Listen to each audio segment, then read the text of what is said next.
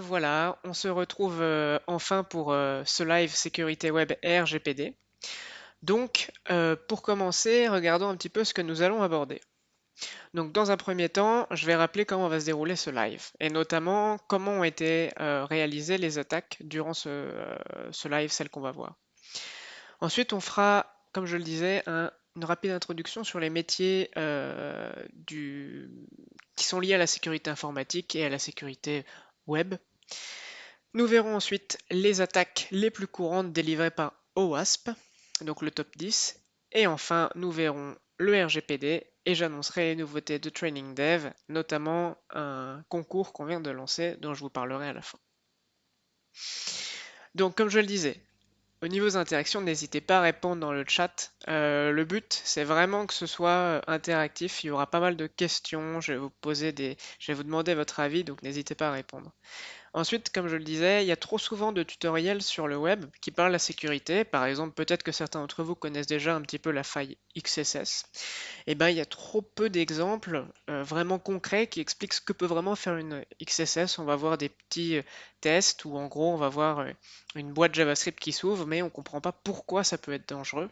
Et ben là, le but c'est que vous voyez le point de vue attaquant ce coup-là, et donc vous compreniez ce qu'il est possible de faire, une partie des champs du possible, pour que vous compreniez les impacts et les risques, et donc que vous sachiez comment vous en prémunir.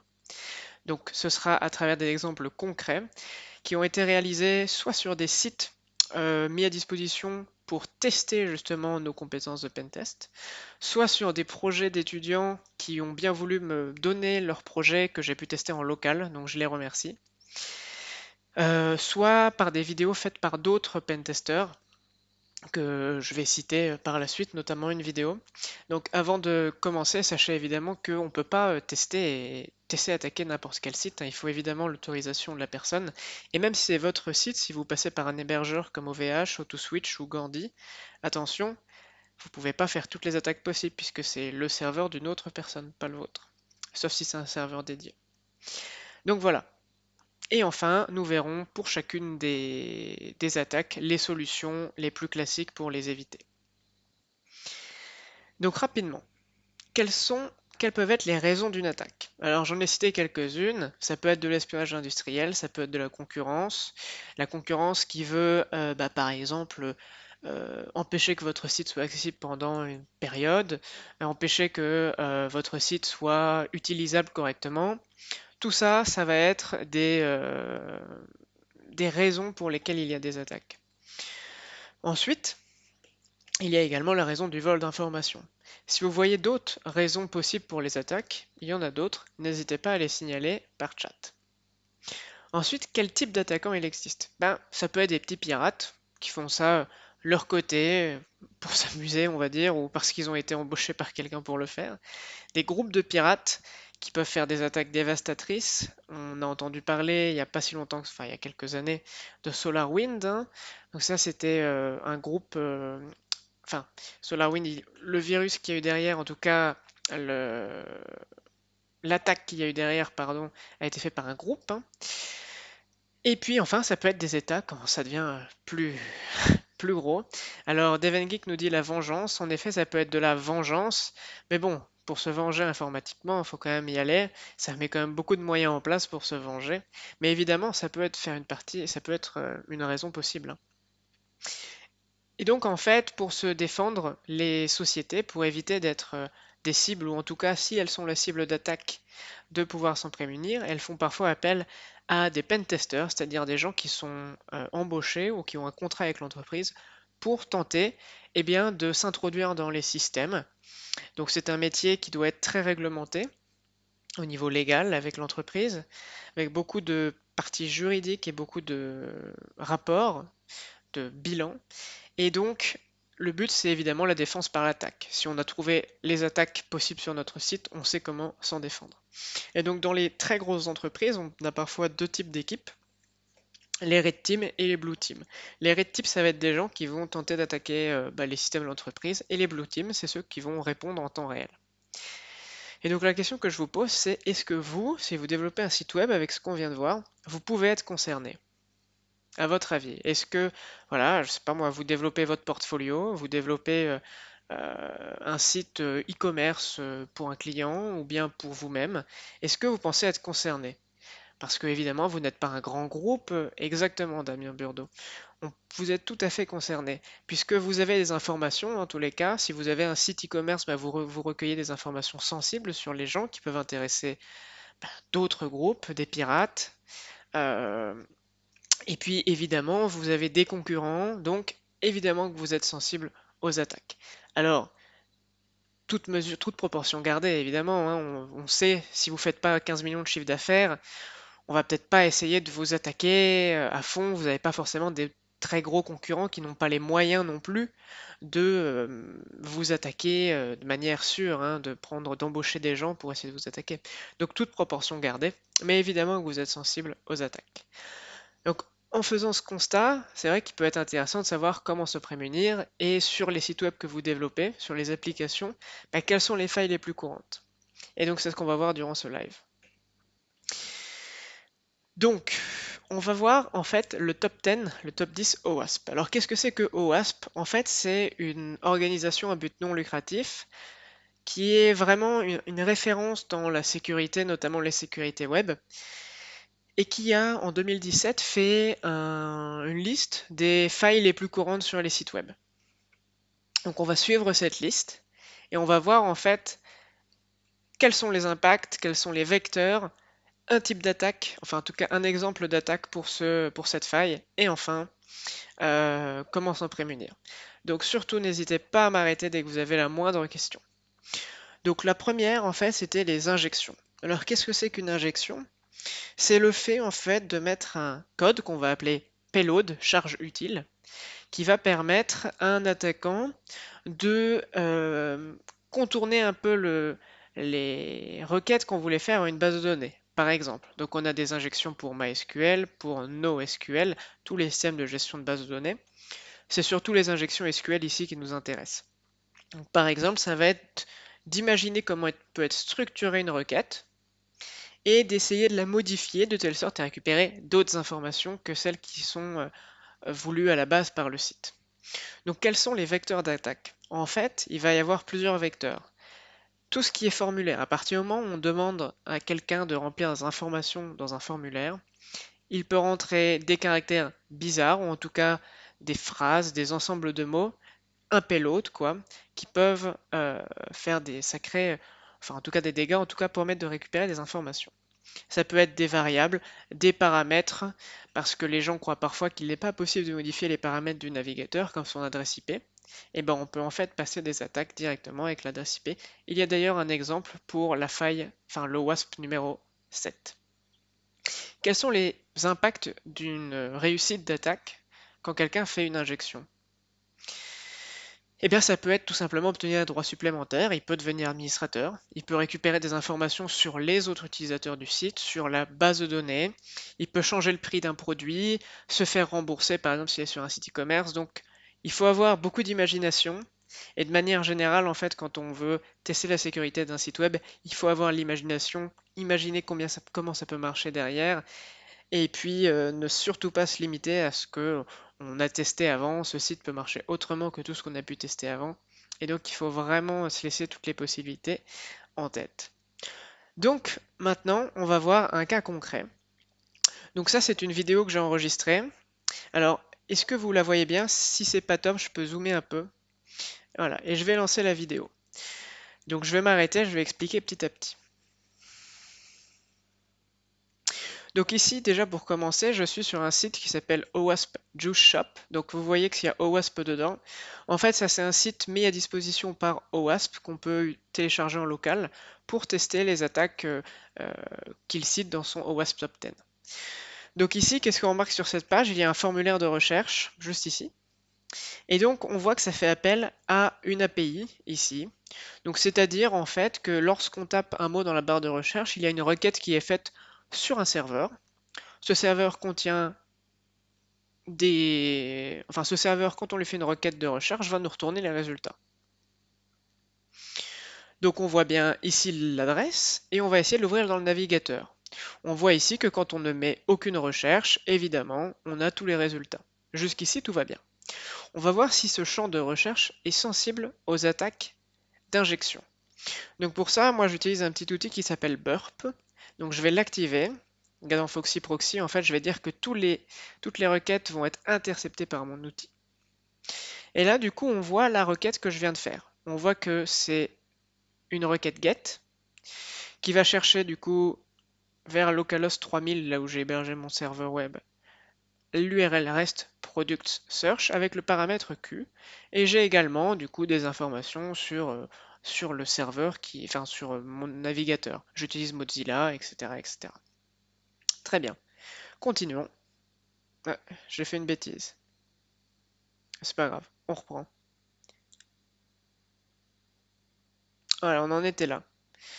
Donc on intercepte la requête. Et là, donc j'utilise mon outil. Alors je vais pas tout expliquer. Le but c'est plutôt de voir le résultat. En fait, je vais tester dans mon paramètre si c'est sensible aux attaques. Donc je change la valeur de mon paramètre et là, boum, on voit qu'on a une erreur en base de données. Que cette base de données, c'est du SQLite. Pourquoi? Tout simplement parce que j'ai mis en paramètre Q un guillemet simple suivi d'un... comment ça s'appelle ce... Un point virgule, voilà. Et donc, on voit qu'on a commis une erreur. On sait que du coup, là, on peut faire une injection SQL. Donc on va continuer. Donc on a vu que c'était SQLite. Eh ben, deux fois que je le fais. Désolé, je relance à nouveau.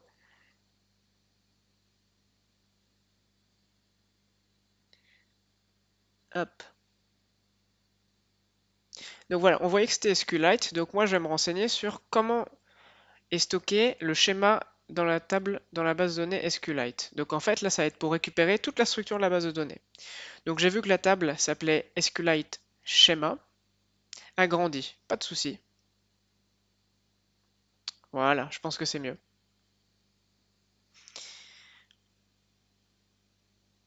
Et donc là, maintenant, le but, c'est de savoir le nombre de colonnes qui sont dans la table. Tout ça pour ensuite savoir le nombre de colonnes qu'on va devoir utiliser dans notre requête union. Alors tout ça, c'est des requêtes SQL classiques. Il faut savoir qu'avec avec ce live viendra un cours qui va être écrit. Donc là, j'expliquerai davantage ce que fait une requête union. Mais là, le but, en fait, c'est qu'on va lier aux résultats de la recherche classique les résultats d'une autre table. Et c'est exactement ce que je fais là. En fait, si on regarde bien, ici du coup je vais faire un union, c'est-à-dire que je vais récupérer les données d'une autre table. Cette table c'est SQLite Schema.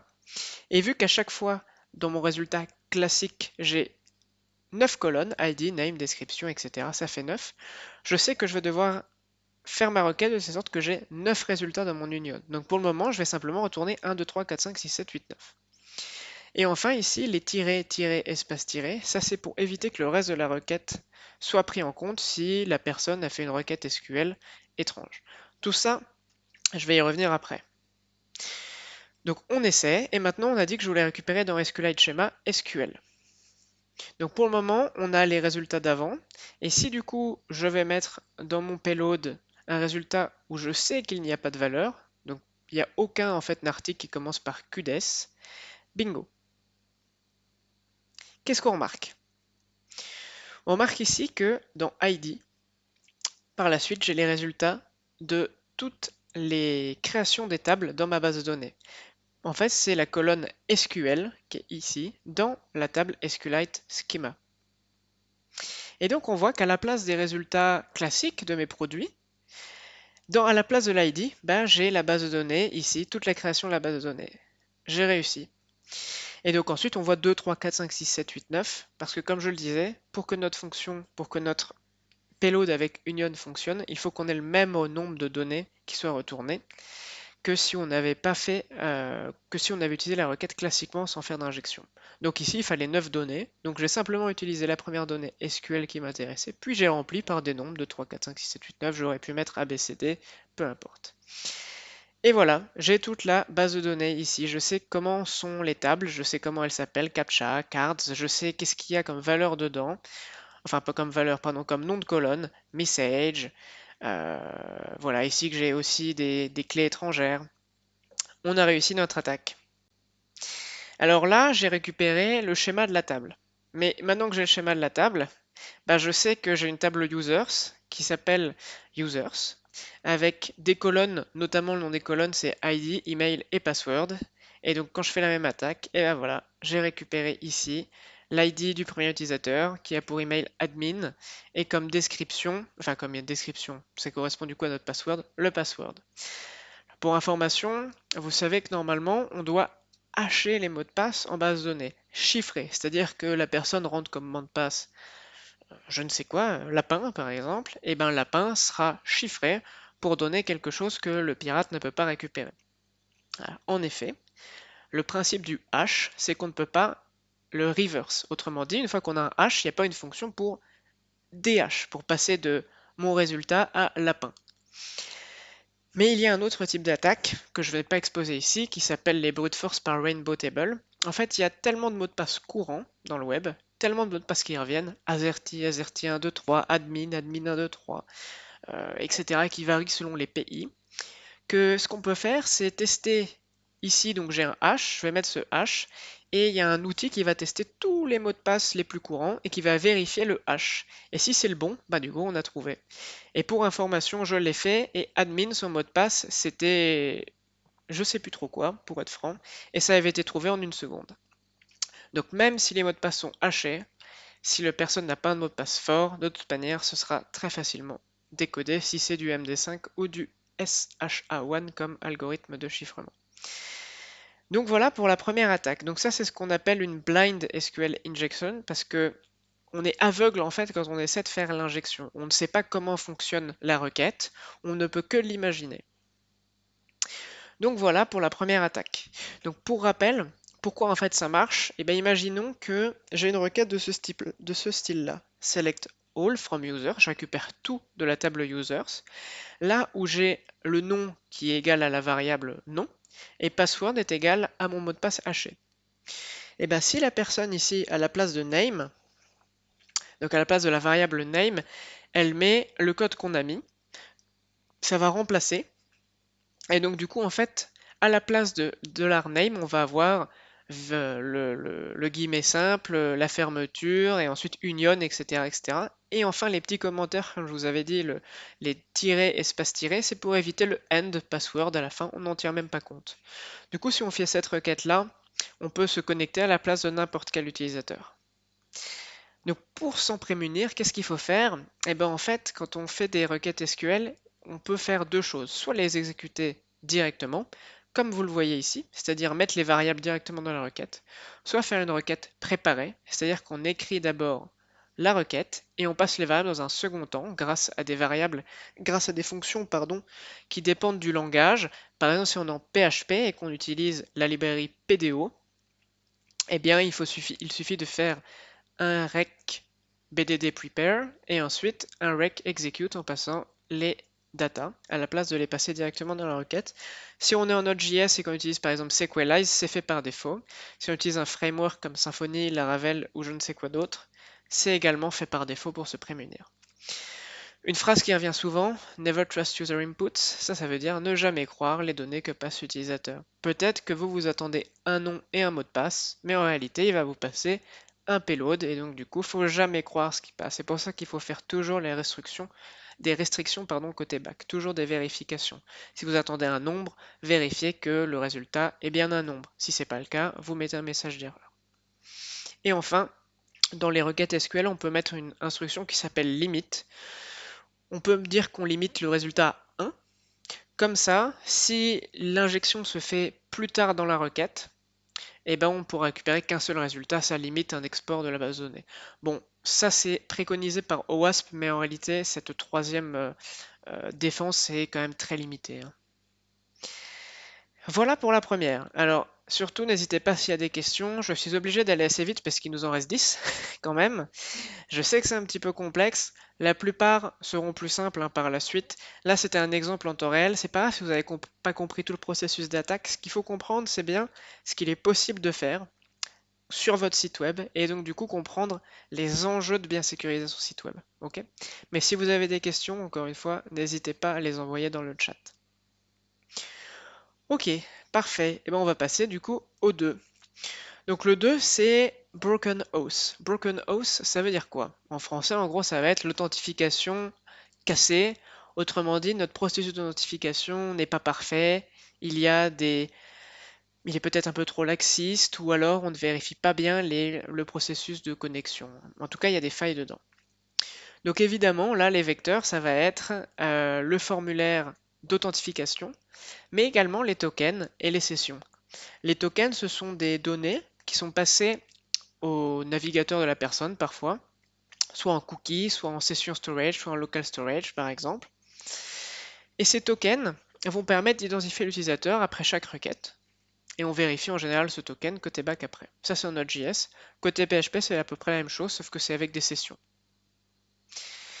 Les impacts, eh ben, on peut se connecter en tant qu'un autre utilisateur, récupérer des informations personnelles, et puis si on est connecté en tant qu'autre utilisateur, ben, évidemment on peut usurper l'identité, etc., etc. Donc là, on va voir une autre faille. On va voir un type d'attaque qui s'appelle le session hijacking. Ça veut dire en gros le vol de session. Alors comme je le disais, chaque personne est identifiée avec un token unique ou un ID de session unique. On va considérer que l'ID de session ou le token, c'est la même chose. Du coup, si on arrive à récupérer l'ID de session de quelqu'un ou le token de quelqu'un, bon, on peut se connecter à sa place. Jusqu'ici, c'est logique. Si on vous vole votre carte d'identité, et bien même si on n'est pas vous, bon, il y a la photo, mais oublions la photo, si on vous vole votre carte d'identité, évidemment qu'on peut se faire passer pour vous, et bien là c'est pareil. Alors du coup, il faut réfléchir à comment sont générés ces tokens. Est-ce qu'il est possible de prédire les tokens? Autrement dit, si quelqu'un s'est connecté avant nous ou après nous, il a un ID de session, est-ce qu'on peut déjà imaginer quel ID de session il va avoir? Ou il a eu? Si c'est le cas, on peut lui voler. Donc ça, c'est ce qu'on appelle l'entropie. Donc ça, c'est une mesure physique, hein. Bon, clairement, entropie, ça veut juste dire, c'est une mesure, c'est une unité qui, enfin, c'est pas une unité, pardon. L'entropie mesure l'instabilité. Ça mesure le, il y a un mot exact que je retrouve pas. Si quelqu'un sait ce que c'est l'entropie et peut m'aider. En gros, l'entropie, ça mesure le fait que ce soit disparate, le fait que ce soit excité. Et donc en fait, plus on a une grosse entropie, plus ça veut dire que les valeurs seront différentes. Moins on a une grosse entropie, plus ça veut dire que on a une chance de trouver les ID de session, et donc du coup c'est prédictible. Donc à droite, on utilise un outil, et donc on voit la requête comme tout à l'heure. Donc qu'est-ce que je fais ici? On voit ici que j'essaie tout simplement de me connecter. Olé. Pardon. Que j'essaie de me connecter. Pourquoi ça me fait ça? Donc ici, je passe un username, j'ai rien passé, un password, d'accord? Ça, c'est des données générées automatiquement. Et donc, quand je me connecte, il va falloir que... Il faut que je dézoome, en fait, à chaque fois. Et donc, quand je me connecte, on voit ensuite que j'ai un cookie, ici, qui me permet d'identifier. C'est l'ID de session unique, ok? Alors, ça, on va essayer de savoir si c'est prédictible. Alors, quand on fait des recherches, en fait, quand on se connecte plusieurs fois de suite, j'ai remarqué qu'on avait toujours 11 096 suivi d'un nombre. Donc, on peut imaginer que c'est assez prédictible. Et donc en fait, ce que je vais faire, c'est que je vais tester plein d'ID de session avec la même forme. Alors j'ai dit juste avant, pardon, que c'était tout le temps 11 096. Non, en fait c'est la même forme. 11 0 quelque chose tiré. Et donc je vais tester. C'est ce qu'on appelle l'attaque par brute force. On va forcer tous les cas possibles. Et on remarque en fait à des fois qu'il y a des espacements entre chacun. Par exemple, ici on a entre, je sais pas moi, il faudrait que j'en trouve un correct. Entre 42 et 43, voilà, on sait qu'il y a de la marge. Et donc du coup, ça veut dire qu'il n'est pas disponible entre 42 et 43. Autrement dit, quelqu'un a déjà cet ID de session. Donc ensuite, on va utiliser un autre outil qui s'appelle JJack. Et on va lui dire tout ce qu'on sait, que la forme, ça commence par 11.0 quelque chose, et qu'on veut entre 11.042 et 11.043. Et donc lui, il va tester tout ça. Tac, tac, tac. Il va essayer de se connecter avec toutes ces valeurs. Et puis, on va regarder ici si on a une page qui nous dit Congratulations. En gros, c'est la page classique quand on est connecté sur ce site-là. Et si on est connecté, dans ce cas, on va récupérer. Et bingo, qu'est-ce qu'on remarque? On a réussi ici à trouver un ID de session de quelqu'un d'autre. Autrement dit, si après, lorsque je reviens sur cette page et que moi j'essaie de me connecter et que je change ici cette valeur par celle-ci, et ben voilà, je suis connecté en tant que quelqu'un d'autre. Du coup, là, on a vu en fait le session hijacking. Il y a plein d'autres failles hein, liées à Broken House. Mais le session hijacking, c'était vraiment au début du web, quand les générateurs de session ID ou les générateurs de tokens n'étaient pas très bons. Donc il faut vraiment faire attention quand on génère des sessions d'utiliser un générateur de session sûr. Alors si on utilise PHP par exemple, maintenant le système par défaut est sûr. On peut en écrire un par-dessus, le but c'est, enfin l'idée c'est quand même de ne pas l'écrire, de le réécrire, à part pour des besoins très spécifiques, parce que ça marche bien et c'est sûr jusqu'à maintenant. Node.js, c'est des tokens qu'on passe. Pour le token, on a une clé. Du coup, il faut absolument que cette clé soit difficile pour éviter évidemment que ce soit prédictible et puis qu'on puisse se forger nous-mêmes des tokens qui sont les tokens de quelqu'un d'autre. Comment on peut éviter ça? Bah, comme je le disais, et on peut utiliser des générateurs d'ID de session sûrs. Ok. Qu'est-ce qu'on peut faire d'autre? Là, j'ai utilisé une technique de brute force, c'est-à-dire que j'ai essayé de me connecter avec plein d'ID de session. Il est possible de limiter ça sur un serveur. On a déjà vu, vous avez sûrement déjà vu sur des sites. Bah voilà, vous avez déjà essayé de vous connecter 5 fois de suite. Au bout de 5 fois, on bloque votre accès au site, ou en tout cas temporairement. Ça, c'est super efficace pour éviter les bruits de force. Un autre truc super efficace, c'est simplement, après chaque tentative de connexion, de mettre dans le code un délai, c'est-à-dire qu'avant de recharger la page à nouveau, pardon, il faut 2 secondes. Rien que 2 secondes pour le brute force, c'est énorme, ça rajoute énormément de temps. Ensuite, on peut interdire les mots de passe par défaut et les mots de passe faibles. Bah oui, parce que au niveau des tokens, par exemple, des fois il y a le mot de passe, et comme je le disais, en tout cas au niveau de la clé du token, qui va permettre de générer le token, il faut que cette clé soit sûre. Pour éviter également le vol de session, on peut rajouter une contrainte. Par exemple, je faisais l'exemple de la carte d'identité tout à l'heure. Si on vole votre carte d'identité mais qu'on n'a pas du tout la même tête ou pas du même sexe, ça peut pas servir à grand chose si on la vérifie. Bah là c'est pareil, on a l'utilisation de l'authentification double facteur. Donc ça peut être la réception d'un SMS, ça peut être aussi des solutions passwordless. Il y a des solutions qui nous évitent de taper un mot de passe et donc qui nous authentifient grâce à une clé USB qui contient, elle, des codes qui nous permettent d'être authentifiés. La plus connue, c'est YubiKey. Aussi, il faut mettre des dates d'expiration aux tokens ou aux sessions. Pourquoi? Bah, si quelqu'un arrive à usurper votre identité, mais que toutes les 30 minutes, ce token est modifié, bah, toutes les 30 minutes, il va devoir renouveler son attaque, ça prend du temps. Donc on limite quand même les dégâts. C'est la même chose avec la rotation d'ID de session. On va passer à l'OWASP 3, l'exposition de données sensibles. Alors celui-là, c'est un peu particulier. En fait, c'est plutôt le résultat d'une autre faille. En gros, l'idée, c'est que à partir du moment où vous exposez des données sensibles, si on peut les récupérer, bah évidemment, c'est pas top. Mais ça peut être plutôt le résultat d'une autre attaque. Si on arrive à se connecter en tant que vous, on peut récupérer des données qui vous concernent. Si on utilise une attaque après qu'on verra qui s'appelle XSS, on peut récupérer des données sensibles. Bon, en gros, c'est plutôt parfois la multiplication des attaques qui amène à l'exposition de données sensibles. Donc, quels sont les vecteurs d'attaque? Alors, ça peut être les paquets de données. Alors, peut-être que vous avez déjà entendu parler de Man in the Middle comme attaque. Qui a déjà entendu parler de ce type d'attaque? Est-ce que vous savez ce que c'est?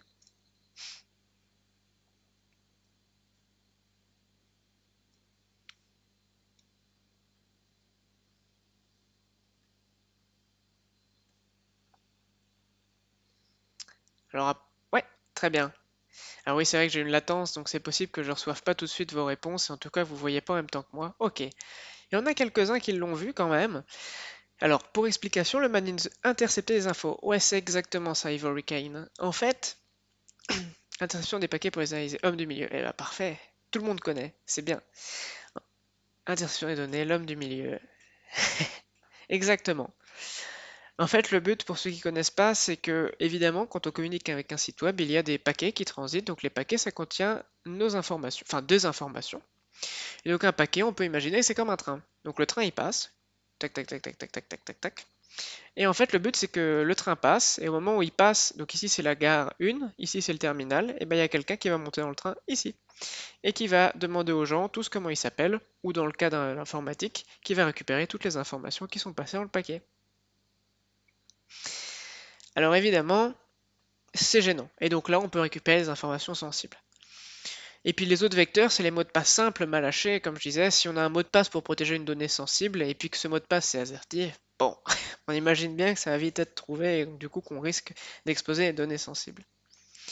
Les impacts, encore une fois, eh ben, si on arrive à récupérer les données de connexion par une attaque man in the middle, eh ben, on peut se connecter en tant qu'une autre personne. Et puis de manière générale, ça peut être du vol de données, la récupération d'infos personnelles, tout ce qu'on peut imaginer. Donc là, un exemple très simple, le fuzzing. Le fuzzing, c'est quoi? En gros, c'est le fait de tester là encore plein de possibilités et de voir ce qui nous répond vrai ou faux.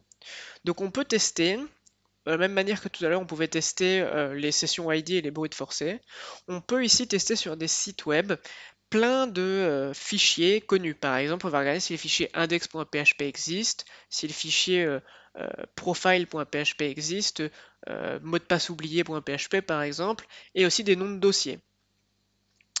Et donc il y a des noms de dossiers qui existent comme FTP en général. FTP, c'est là où on peut, c'est là où on met les fichiers en fait de notre site web. On passe par le protocole FTP.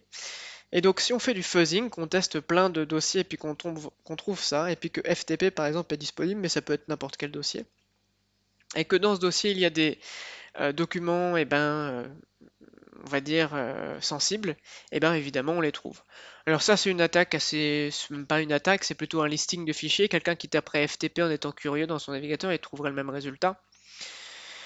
Donc en fait c'est pas vraiment une attaque, là c'est juste pour montrer que des fois c'est tout bête, hein, c'est quelque chose auquel on pense pas, personne va se dire, oh, bah, quelqu'un va regarder FTP. Oui mais si ça arrive, on peut tomber sur des documents un petit peu sensibles. Donc c'est un peu moins exaltant, un peu moins excitant comme attaque, c'est sûr. Mais c'était un petit peu pour gagner du temps parce qu'il nous en reste beaucoup à voir. Et puis quand même pour vous montrer que parfois dans les choses les plus simples qu'on va trouver les meilleures données et les meilleures attaques. Donc qu'est-ce qu'on peut faire pour éviter ça? Alors, comme je le disais, hacher les mots de passe avec des algorithmes sûrs. Exactement. Il y a Red Panda qui me dit DIRB. Alors en fait, DIRB, c'est un outil pour lister les directories, donc en fait les dossiers, mais également les fichiers. Le nom entier, pardon, c'est DIRBuster. Il y en a d'autres, il y a GoBuster, et pour ma part, j'utilise FUF. FUF, F-F-U-F, qui permet d'avoir plus de, on a plus de granularité, on peut mettre plus de paramètres, on peut tester avec différents types de requêtes, on peut même passer des données, modifier les headers, etc. Bon, voilà, si ça intéresse, vous pourrez regarder FUF sur internet, DearBuster ou GoBuster. Merci RedPanda21. Donc, comme je le disais, il faut hacher les mots de passe avec des algorithmes sûrs. En effet, si on vole votre base de données, exposition de données sensibles, et si en plus vos mots de passe en base de données sont mal chiffrés, sont mal hachés, là on a une donnée très sensible qui est exposée. Utiliser des mots de passe forts pour la même raison. Chiffrer les connexions qu'ils nécessitent. Alors, on a tous entendu parler du HTTPS qui est devenu quasiment obligatoire si on voulait être bien référencé.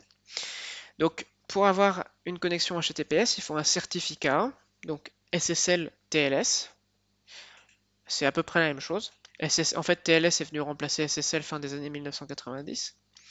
Et donc, c'est surtout les connexions risquées. Donc, par exemple, sur un parcours de paiement, évidemment qu'il faut du HTTPS. En fait, si quelqu'un intercepte du coup la connexion, tout sera chiffré. Bien faire attention aux droits sur les fichiers et sur les dossiers. Là, c'est le cas, en fait, si j'ai pu voir FTP, c'est parce que la personne sur son serveur a mis son dossier en non protégé. On peut mettre des règles sur les dossiers au niveau système avec une commande qui s'appelle chmod. Et puis de manière générale, pour limiter les risques, notamment en JavaScript, vu qu'ici je sais qu'il y a pas mal de développeurs web JavaScript, pour JavaScript, on peut obfusquer, c'est-à-dire qu'il y a des algorithmes qui vont faire que notre JavaScript, qui lui est consultable dans le navigateur par n'importe qui, soit un bouilli monstrueux à lire et quasiment impossible à lire, en remplaçant tous les noms de variables explicites par ABCD, en transformant des fonctions avec des caractères vraiment étranges. Il faut savoir que JavaScript, c'est un langage un peu bizarre et donc il y a plein de possibilités pour obfusquer. Allez, on passe au quatrième, XXE. Alors, XXE, ça veut dire... je sais même plus, External XML Entities, je crois, de mémoire. En gros, qu'est-ce que c'est ça? C'est une attaque qui avait lieu surtout il y a quelques années. En gros, le vecteur, là, c'est des fichiers XML. Ça va être quand on a des inputs type upload qu'on va demander à quelqu'un, voilà, uploader par exemple votre avatar. Et donc du coup, on va récupérer dans notre PC une image comme avatar. L'impact ici, c'est le vol de données et les attaques Deny of Service qui peuvent rendre le site inaccessible. Alors comment ça marche rapidement? Ici, du coup, j'ai un formulaire à gauche que j'ai intercepté. Donc, du coup, je passe du XML à la place. Je passe à un fichier XML. D'accord? Donc, ça, déjà, première des choses à faire, j'aurais pas dû pouvoir passer ce fichier XML. Toujours vérifier que le fichier qu'on envoie, que le fichier que vous attendez en tant que développeur, est bien de l'extension et a bien le contenu d'un fichier attendu. Si vous attendez du PNG, vous vérifiez que vous avez un PNG. Il ne faut pas qu'on puisse uploader de XML. Et donc, moi, j'ai mis un petit peu n'importe quoi dans mon XML. Voilà, j'ai utilisé des balises classiques. Mais qu'est-ce que j'ai fait d'autre? J'ai défini en haut, c'est ça le plus important, doctype foo, etc., entity xxe. Et qu'est-ce que je fais ici? Je dis qu'il faut que j'aille chercher le file sur mon PC qui s'appelle /etc/passwd. Ce fichier-là, sur les systèmes Unix, donc par exemple sur Mac ou sur Linux, ce fichier-là contient en fait la liste des utilisateurs de votre PC, ainsi que enfin en tout cas le nom de l'utilisateur. Les mots de passe hachés ils sont sur un autre fichier qui est /etc/shadow. Et ensuite, qu'est-ce que je mets? Je lis ici dans mon cœur en fait de mon fichier XML, je fais appel à cette entité XXE. Et donc si je l'upload, alors quand je vais voilà, si je l'upload, on voit ensuite que si j'intercepte la requête, eh ben il me liste mon fichier. Du coup, sur mon système, je vois que j'ai quoi? J'ai un utilisateur root qui a accès à tel dossier, etc., etc., etc., etc. D'accord? J'ai un fichier daemon, wiki, pas wd. Merci Panda. Donc voilà. Donc là, on a vu une attaque aussi. Donc quand vous attendez des fichiers, vérifiez bien à ce que ce soit des fichiers du bon format. C'est ce que j'explique ici. Lors des uploads, bien vérifier les fichiers et éliminer les fichiers XML. Pour ça, on a un processus qui s'appelle XSD Validation. Alors, ça, c'est pas pour éliminer les fichiers XML, mais si vous devez recevoir un fichier XML, la XSD Validation permet de vérifier que le fichier XML est correct. En fait, ça, cette attaque était très courante à l'époque parce qu'il y avait des processeurs XML qui n'étaient pas corrigés, qui avaient des bugs, des failles. Donc, si on utilise des vieux processeurs XML, eh bien, il faut les mettre à jour.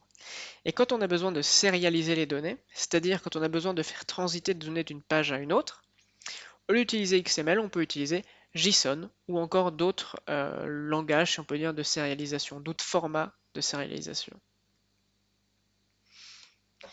On passe au OASP 5, mauvais contrôle d'accès.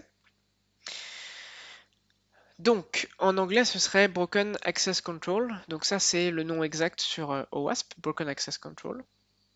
Donc c'est assez explicite, hein, quand il y a des parties d'un site web qui sont accessibles qu'à un type d'utilisateur, mais qu'en bidouillant un peu, on arrive à, par exemple, à se connecter en tant qu'administrateur alors qu'on ne devrait pas, et ben c'est pas bon. Et donc, comment on peut exploiter ça? Ben, ça peut être les URL. Tout simplement, comme tout à l'heure, tester les URL, et puis une URL, si par exemple on a un dashboard, dashboard.php, si on arrive à se connecter à ce dashboard sans taper le mot de passe, eh ben c'est pas bon. Si on arrive à changer notre mot de passe sans avoir à taper la question de sécurité, comme ça arrive parfois sur certains sites web, bah, c'est pas bon non plus. Les API endpoints, pareil, c'est en fait les URL propres à des serveurs d'API. Et puis attention, on peut modifier aussi, comme je le disais au début, des paramètres directement dans les requêtes. On peut modifier des métadatas. Donc attention à ça, faut jamais croire ce qui passe. Même des IP, même des choses qu'on paraît acquises. Et donc les impacts, et ben, comme d'habitude, si on peut accéder à quelque chose auquel on n'a pas accès, ben, on peut faire tout ce qu'on veut, hein. Alors ici un exemple. Alors il faut savoir que ça du coup c'est sur un projet étudiant qu'il m'a donné, que je remercie d'ailleurs. Je ne sais pas s'il est là actuellement sur ce live, mais voici donc son site. Donc il y avait une partie de connexion, mais lorsque je me connectais, qu'est-ce que je voyais? Alors pardon, c'est pas le bon. C'est pas là quand je me connecte. Là c'est quand je veux modifier mon profil, d'accord? Donc quand je modifie mon profil, j'intercepte la requête et donc je vois que je passe différents paramètres. Ici, on voit que j'ai un paramètre name, username. Donc ça, c'était pour modifier mon username. Et puis ce que je sais, c'est que quand j'avais regardé le token qui était passé côté front, j'avais aussi un paramètre isAdmin. Ça me laissait pressentir qu'en base de données, il y avait un champ isAdmin qui était un booléen. S'il était à true, j'étais admin. S'il était à false, j'étais pas admin. Et donc je me suis dit, bah tiens, dans le formulaire, je vais rajouter un champ et je vais dire name isAdmin. Voilà, salut DevenGeek du coup. Si c'est ton code, et ben voilà. Euh, Name is admin. Alors il faut savoir que DevNgeek, il y a plusieurs étudiants qui m'ont donné leur code, il y en a 3 notamment, donc je sais pas si celui-là est le tien ou pas. Je crois pas que ce soit le tien celui-là. Donc name is admin. Name is admin, c'est-à-dire que j'ai rajouté en fait sur mon formulaire un champ is admin et je l'ai passé à true. Qu'est-ce que j'ai comme réponse? Votre profil est modifié. Qu'est-ce que ça signifie ça? Ça signifie qu'en fait la personne elle a fait quoi comme requête? Eh ben il y ressemble en tout cas. Eh ben c'est peut-être le tien dans ce cas. Euh, Qu'est-ce que je disais? Qu'est-ce que ça signifie? Ça veut dire que la requête a la forme suivante en base de données. Update users, set, set en fait ce qu'on veut. Et du coup, on va passer comme données tout. Tout ce qui vient, donc rec.body, c'était en Node.js. En PHP, ce serait tout le $_post, toute la variable super global post. Et donc, du coup, j'ai pu modifier les données que je voulais, en fait, vu qu'il n'a pas vérifié les colonnes sur lesquelles je modifiais. Ça, c'est ce qu'on appelle une attaque mass assignment. On va rajouter des données dans notre requête pour voir si elles peuvent être modifiées. Et là, c'était le cas. Je suis passé administrateur. Autre attaque sur un autre site, ou sur le même d'ailleurs, d'un étudiant également. Quand je me connectais au site, je remarquais qu'une connexion à l'API était faite, évidemment, et qu'il y avait notamment un appel vers l'API qui était API, auth, profile et un ID. Bon, mon ID c'est 24, je me suis dit, je vais essayer de changer l'ID. Alors si je passe directement dans le navigateur, j'ai une erreur. Donc je vais utiliser mon outil comme d'habitude pour intercepter les requêtes. Et donc ici, je vais mettre 1. En général, le 1 c'est l'administrateur. Bilan, comme résultat, j'ai nul. Alors je me dis, peut-être qu'il n'y a aucun utilisateur qui a pour ID nul. Du coup, je vais faire un broad force ou un fuzzing, comme vous voulez, des paramètres. Je vais passer 1, 2, 3, 4, 5, 6, 7, 8, 100, tout ce qu'on veut. Et bingo, donc j'ai testé. Donc on voit ici que j'ai passé 1, 2, 3, 4, 5, etc. Et ici, on a la longueur de la réponse. Donc on voit que le 1, nous c'était nul tout à l'heure, on voit que c'est 970, donc on sait que déjà quand il y a 970 de longueur, j'ai aucun résultat. Par contre, 1228, 1224, là c'est dire que j'ai des résultats. Bilan, l'ID 2, je peux le tester et j'ai accès à toutes les informations.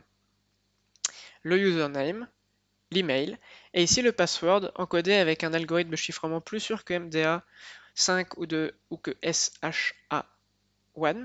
Ici c'est du Bcrypt. Et donc je peux regarder avec tous les utilisateurs. Et donc là, si le mot de passe est par exemple, oui, Deven Geekro, comme tu dis. Et là, si le mot de passe du coup est faible, avec une attaque, comme je disais tout à l'heure, de brute force avec des rainbow tables, en tout cas avec une liste de mots de passe courants, si le mot de passe est simple, on peut le récupérer. Je crois que j'avais essayé et qu'en 15 minutes, j'avais obtenu le mot de passe. Je crois. Il y a d'autres exemples, enfin j'ai d'autres exemples sur les sites étudiants. Plusieurs fois, j'ai réussi à avoir des informations sur les administrateurs, sur les autres utilisateurs, etc. Notamment sur cette attaque-là. Il y aura d'autres exemples sur le cours écrit qui viendra. Donc là, les défenses, c'est vérifier les droits sur chacun des URL, des API, vérifier le bon fonctionnement des middleware, c'est-à-dire vérifier que quand on doit être authentifié, la personne l'est bien, vérifier les droits de fichier, appliquer le principe du moindre privilège. Ça, c'est super important en sécurité. On attribue des droits que si l'on est sûr que la personne a besoin de ces droits. On lui met pas tous les droits, et voilà, parce qu'elle va s'en servir de 3-4. Non, on lui met que vraiment ce qu'elle a besoin. Et toujours se mettre à la place d'un utilisateur malveillant. Se dire, tiens, qu'est-ce que je pourrais faire si j'étais un utilisateur malveillant? Donc mauvaise configuration, bon, c'est un peu, comment dirais-je, un peu logique, on s'en doute un peu qu'une mauvaise configuration peut introduire des problèmes de sécurité. Pourquoi? Par exemple, si on met pas les bons droits d'accès sur des fichiers, on peut accéder à des fichiers auxquels normalement un utilisateur lambda n'a pas le droit d'accéder.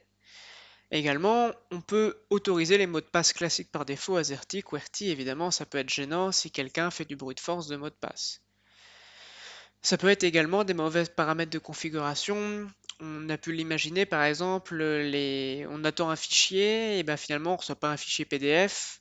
On attendait voilà un fichier PDF, finalement on reçoit un fichier XML, JPEG. Bon, c'est pas forcément pratique. Donc toutes les mauvaises configurations qu'on peut imaginer. Évidemment, au niveau des impacts, alors ça dépend de cette mauvaise configuration, mais ça peut être la récupération d'informations techniques, le vol de données, mais un petit peu tout ce qu'on peut imaginer, hein. Donc regardons un petit peu un exemple. Ici, donc, c'était sur le projet d'un étudiant. Alors, pour ceux qui n'étaient pas là la dernière fois, en fait, sur ce live, j'explique les failles signalées dans le OWASP, enfin signalées par OWASP dans leur top 10, et je montre à chaque fois, euh, pardon, je montre à chaque fois des types d'attaques qui peuvent être menées et des erreurs sur des cas concrets, donc soit sur des sites web qu'on a l'autorisation de pirater, ça s'appelle du bug bounty, trouver les failles sur un site web. Ça s'appelle aussi sur des, on peut aussi le faire sur des sites web qui nous mettent à disposition des machines vulnérables sur lesquelles on peut s'exercer. Et là, ce sont sur des projets d'étudiants que je remercie d'ailleurs, qui m'ont donné leur code, leur projet et que j'ai testé en local. Et donc là, par exemple, on a une faille classique, enfin une faille, en tout cas un problème de configuration classique. Regardons. Ici, donc j'ai intercepté ma requête, donc il y avait un formulaire, et je crois que c'était pour modifier mon username. On le voit là. Et donc à la place de renvoyer un username, eh ben, j'ai pris un lorem ipsum qui fait je ne sais combien de caractères, je sais pas moi, peut-être 1000, peut-être un peu moins, peu importe, en regardant en fait le comportement à la base de données. Je peux imaginer qu'en base de données, c'est attendu une varchar de 250 caractères, c'est-à-dire en gros une chaîne de caractères de 250 caractères, pardon. Donc j'en passe plus, bilan, vu que la personne n'a pas bien configuré son application, j'ai encore tous les erreurs qui s'affichent si je passe un paramètre trop long. Du coup, pardon. Tac. Du coup, ce qui se passe, c'est que j'ai quoi comme erreur? Eh ben, je sais que j'utilise Sequelize, je connais le type d'erreur, et pire que ça, j'ai aussi la requête update user set username égale updated at, etc., etc. Qu'est-ce que ça peut impliquer ça? Là, ça va, on voit que la requête est préparée, puisqu'on voit les points d'interrogation dans la requête. Si c'était pas une requête préparée, j'aurais la structure de la requête, il ne me suffirait plus que de faire une injection SQL classique.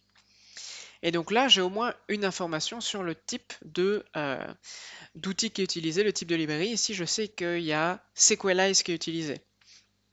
Et donc après, il y a des sites web qui référencent les failles de sécurité connues sur les librairies. Donc on peut chercher JavaScript, PHP.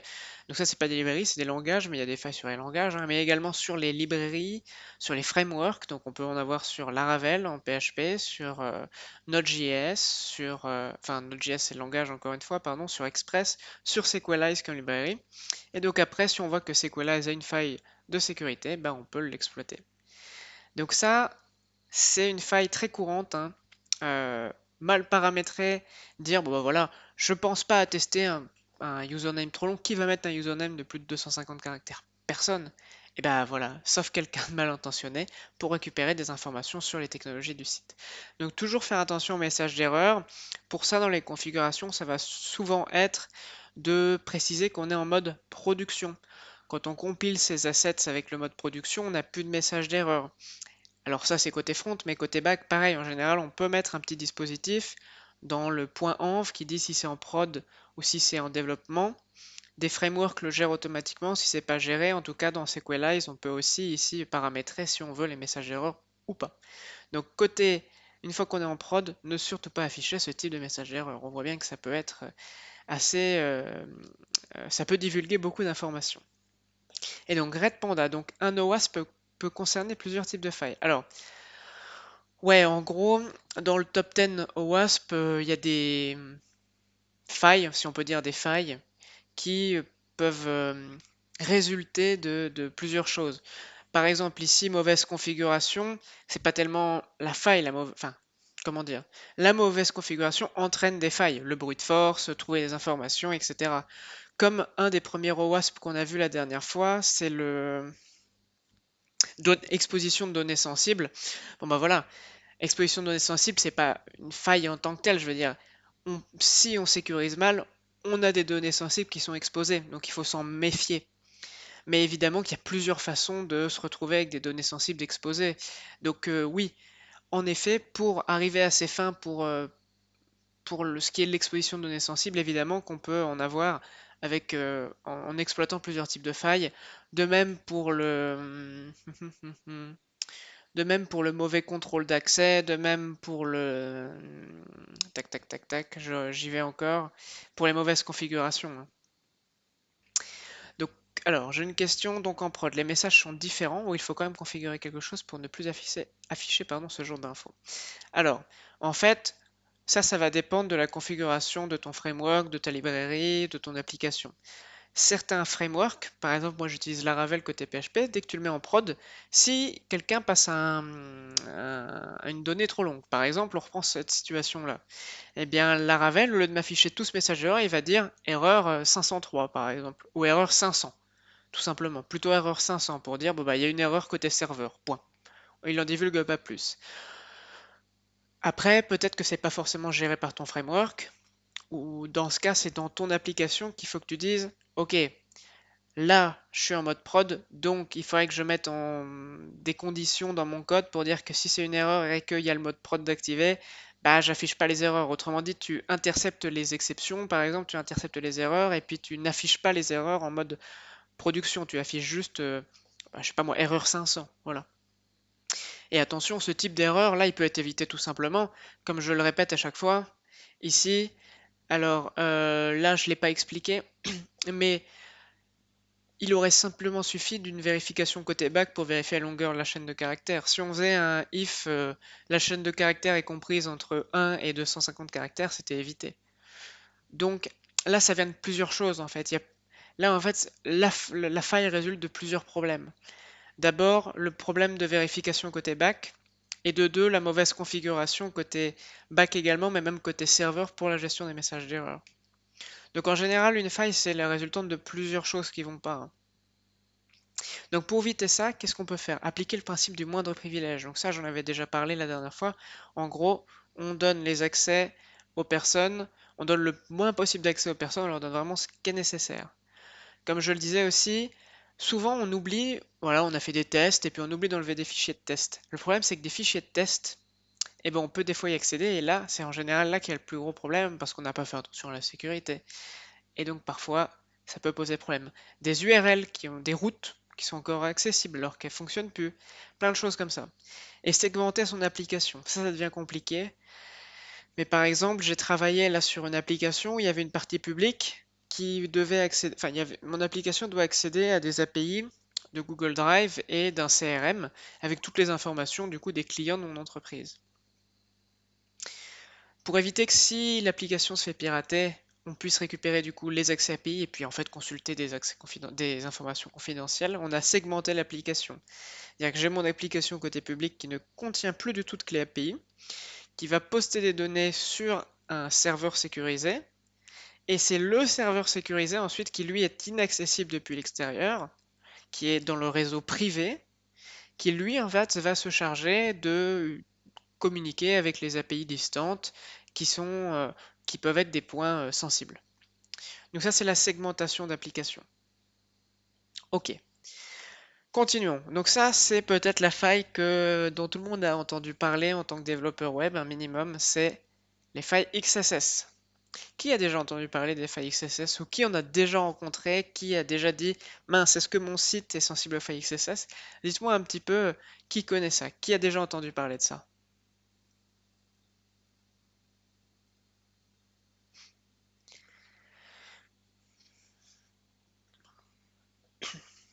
Voilà, Aurel Bouchard. Ok, Geek, t'en as entendu parler aussi. Très bien.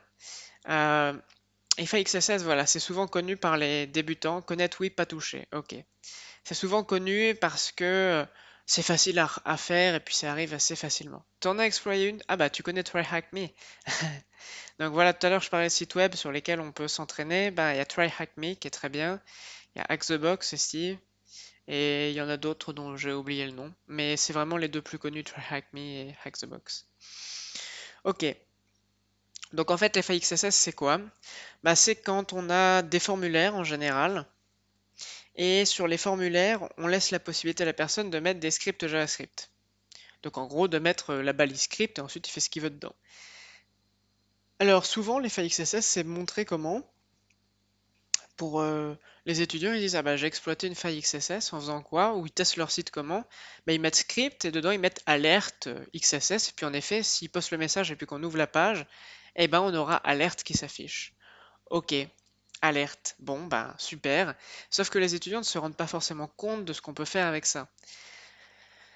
Les failles XSS, évidemment, on peut afficher un alerte, mais qu'est-ce qu'on peut faire? On peut faire du défacement de site web, c'est-à-dire rediriger la page vers un autre site web. Donc ça peut être vers un site concurrent, ou pire, ça peut être vers une copie du site web. Et si c'est une copie du site web, la personne elle va croire que c'est le site de confiance, le site habituel, et elle va rentrer ses identifiants, mot de passe, et pouf, c'est récupéré. Ça peut être qu'à d'autres, le vol de cookies. S'il y a des cookies qui sont enregistrés, on peut les récupérer en JavaScript et donc les envoyer sur un serveur distant, par exemple. Et ça peut être aussi plein d'autres choses qu'on va voir là, comme la prise de contrôle de la caméra, de l'historique du navigateur, des mots de passe utilisés couramment, bref, plein de choses. Alors les vecteurs de la faille XSS, je l'ai dit, ça peut être du coup les paramètres d'URL qui sont récupérés et affichés ensuite. Ça peut être des formulaires, et ça peut être le JavaScript lui-même. Il faut savoir qu'en fait, quand on parle de failles XSS, il y en a de trois types. Les plus connus, c'est les XSS stockés, stored XSS. Ça veut dire que la personne va mettre dans un message, par exemple dans un input, script et je ne sais quoi d'autre, et ça va être stocké en base de données. Donc quand quelqu'un va vouloir afficher les messages, ça va être récupéré une base de données, ça va s'afficher pour tout le monde. Ça, c'est les pires. Ensuite, on en a d'autres, reflected. Ça, c'est quand la faille XSS a lieu et a besoin d'un langage côté back. Par exemple, un paramètre d'URL qui est affiché ensuite en PHP avec un echo côté front, et malheureusement, dans ce paramètre d'URL, on a mis script. Et enfin, beaucoup plus dur, les DOM base.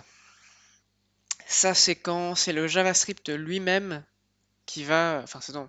Comment dire? C'est ni stocké, ni il y a besoin d'un langage côté back. Euh, Imaginons que dans le session storage, on stocke des informations et que la personne modifie le session storage et que le JavaScript fait à un moment, le code JavaScript de la page fait un document.inner.html, quelque chose du session storage, et bien là, si le session storage a été manipulé, évidemment c'est problématique. Donc maintenant, on va voir quelques exemples de XSS. Donc déjà, j'aimerais parler d'une petite chose avant. On va voir une stored XSS parce que c'est les pires et comprendre un problème. Souvent, les étudiants me disent, mais je ne suis pas sensible aux failles XSS parce que j'utilise un framework de type Vue.js ou React. Alors, oui et non. C'est-à-dire que Vue.js et d'autres, je parle de Vue.js parce que c'est celui que je connais le mieux,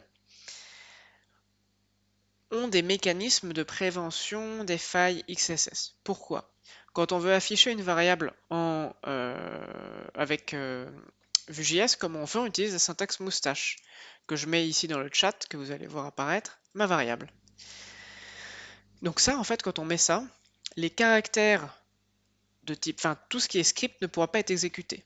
Déjà, si vous utilisez bien cette syntaxe-là, vous êtes protégé, pas de problème. Autre chose, même si vous n'utilisez pas ça, il faut savoir que si vous n'utilisez pas ça et que vous faites directement un document.inner.html, il ne sera pas pris en compte puisque dans les balises template, d'accord, de Vue.js, on a le message d'erreur qu'on voit là. Alors, tac, on voit que tags with side effects, comme script et style, sont ignorés, d'accord, dans les templates. C'est-à-dire que même si vous vous retrouvez avec un script, il ne sera pas exécuté. Bon, c'est génial, mais en fait, on peut voir on peut quand même tricher un petit peu, parce que sachez que les failles XSS, on n'est pas obligé de les exploiter qu'avec des balises script. Et c'est ce que je vais vous montrer ici. Donc, imaginons le code suivant, d'accord? Donc, ici, que fait le code rapidement? Donc, on a les informations utilisateurs qui sont récupérées, ok? Et puis, j'ai défini ici myIP égale data.bio. Alors, vous allez dire, mais qu'est-ce que ça fout là, data.bio? En fait, c'est parce que, pour être tout à fait franc, j'ai eu un peu la flemme de recréer un champ en base de données. Donc, ce qui servait de biographie va servir en fait à l'enregistrement de l'IP. Pourquoi faire ça? Le projet en fait concerne un site bancaire fictif. Et donc ça peut être très courant qu'on enregistre à chaque connexion d'utilisateur son adresse IP en base de données. Et que si un jour l'adresse IP est différente, alors en fait, réalité, ça c'est pas un cas très réaliste puisque l'adresse IP change assez souvent. Mais on peut imaginer qu'il y a une protection sur les adresses IP. Et donc que du coup, on voit son adresse IP habituelle, d'accord, dans notre profil, avec, selon si c'est une adresse IP qu'on connaît ou qu'on connaît pas, qui a une forme bizarre. Donc si c'est une IP qu'on connaît, on va mettre un color green. Donc le code suivant. L'étudiant est content, il a fait la sécurité, il vérifie les IP, etc. Ça paraît plutôt une bonne idée et affiche la couleur. Ok? Bon, on a ça. Jusqu'ici, pourquoi pas? Attention, comme je le disais, on a ici inner HTML, donc problématique. Alors qu'est-ce qui se passe après? Donc en fait, voici le résultat, tout simplement. Ici, mon adresse IP est la suivante, donc ça s'affiche comme ça. Ok? Et donc ça, les administrateurs peuvent consulter le profil de chacune des personnes. Alors maintenant, on va voir une petite vidéo.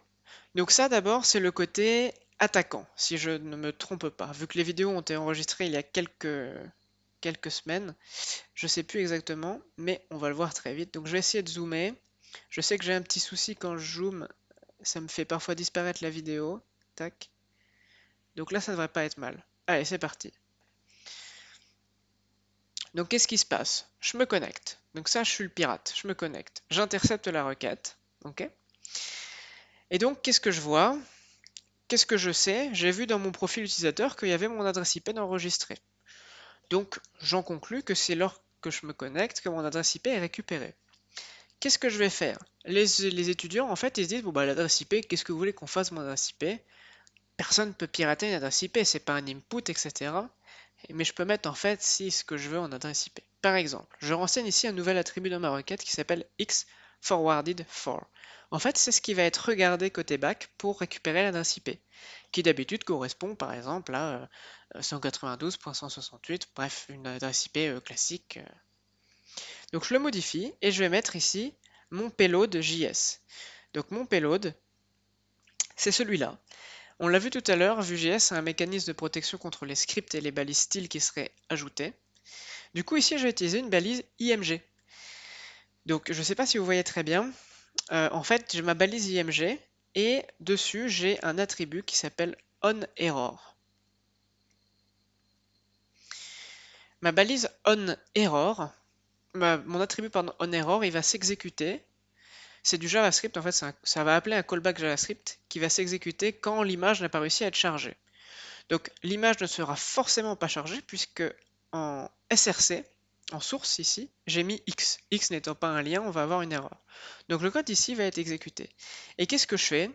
J'appelle ici en fait un fichier JavaScript. Donc qu'est-ce que je fais? Je fais un appel API avec fetch. Malin ça, utiliser un attribut pour faire un quête. Tout à fait, Red Panda. Donc j'utilise fetch pour aller en fait appeler ici un hook.js, donc c'est un fichier que j'ai déjà créé auparavant, qui est sur mon serveur privé. On imagine que c'est sur un serveur public, dans la réalité, ça ne change pas grand-chose. Et ensuite, qu'est-ce qui se passe? Eh bien, continuons. Ah, ça, je m'en doutais. Désolé, comme d'habitude, j'ai un petit problème avec les vidéos. Donc, je continue, on a intercepté la requête, voilà, j'ai modifié. Voilà, je récupérais mon payload, et ensuite je vais le mettre à la place de mon adresse IP. Voilà. Et j'add.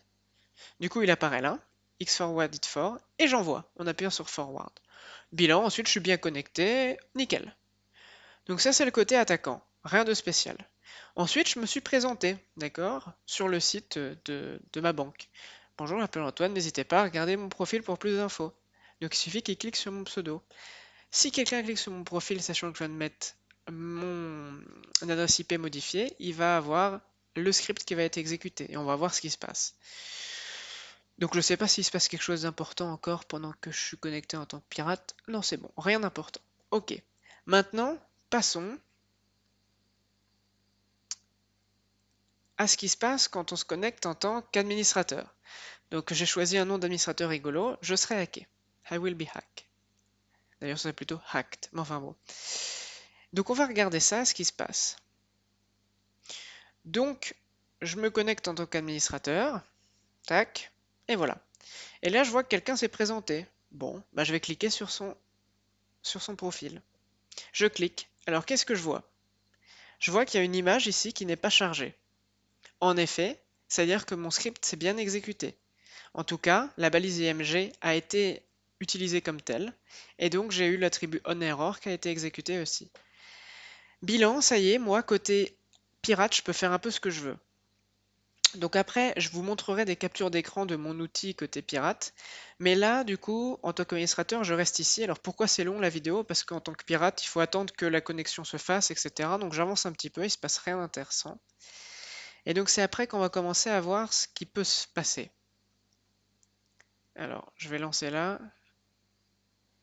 Toujours rien. Ah, ça y est. Qu'est-ce qu'on a vu qui est apparu ici? Le petit logo caméra.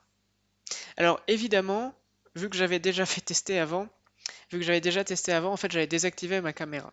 Et on imagine que par défaut sur le navigateur c'est pas désactivé, surtout qu'en ce moment avec le travail en télétravail, c'est très souvent qu'il y a des visioconférences et donc du coup que la caméra n'est pas désactivée par défaut sur le navigateur. Donc on imagine qu'ici ma caméra est activée, c'est ce que je fais. Et là qu'est-ce qu'on va remarquer? Si on regarde l'onglet ici,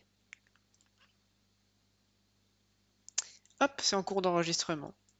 Et en fait, j'avais bien côté pirate la tête de la personne en face de son écran. J'avais récupéré la webcam. Ok? Donc ça, c'est grâce à mon script et à la faille XSS. Qu'est-ce que je peux faire d'autre en tant que pirate? Je veux récupérer par exemple des mots de passe. Alors comme je vous l'ai dit, on peut récupérer des cookies.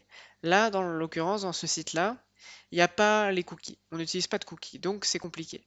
Qu'est-ce que je peux faire d'autre? Par contre, je peux faire apparaître des éléments sur la page de mon utilisateur. Par exemple, j'avance un petit peu. Hop, j'ai fait apparaître ce petit truc-là. Mince, trop loin. Je le remets.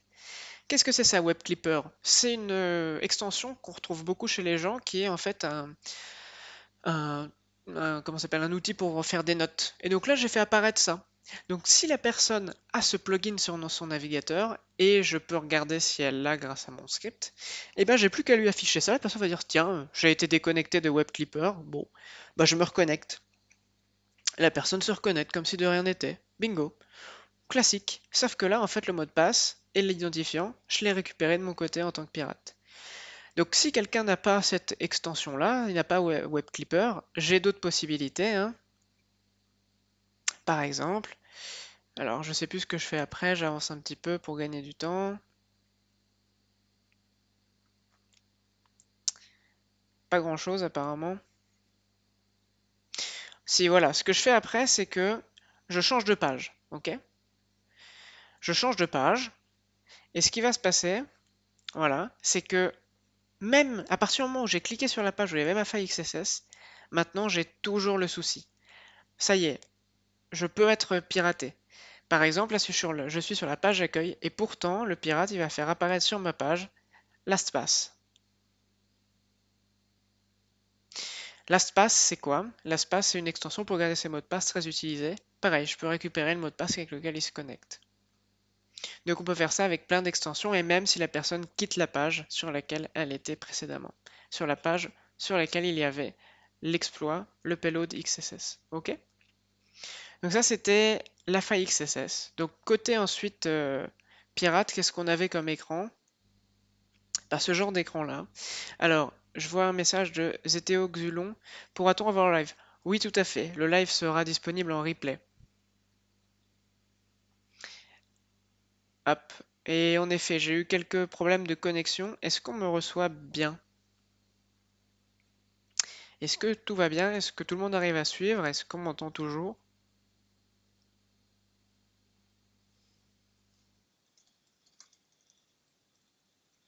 Super, merci. Ok, nickel. Donc je continue. Désolé pour le petit interlude. Euh, Ici, donc, c'était un outil que j'utilisais pour la faille XSS. Du coup, côté pirate, c'est ça qui se passe. Ici, du coup, on voit que j'utilise l'extension fake LastPass. Donc, c'était pour fake LastPass, ça veut dire, bon, bah, tromper, on va utiliser le faux LastPass. Et on récupère ici, du coup, les informations que l'utilisateur rentre. Côté LastPass, quand il y avait l'extension qui s'était affichée, on voit que la personne a rentré le pseudo I will be hack et en password FSDCX. Et voilà. Donc voici une utilisation de la faille XSS qui peut être vraiment dramatique. On peut le remarquer, une faille XSS, c'est pas juste afficher alerte bonjour, alerte oula, attention. Ça peut être du défacement de site web et puis la prise de contrôle de caméra et tout ce qu'on veut. Il y en a plein qu'on peut faire. Ok? Donc franchement, les failles XSS, faut se méfier. Et c'est pas que un alerte.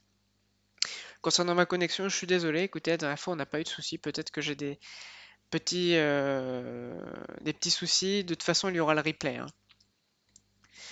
Ok, voilà pour les XSS. Donc comment on peut s'en prémunir?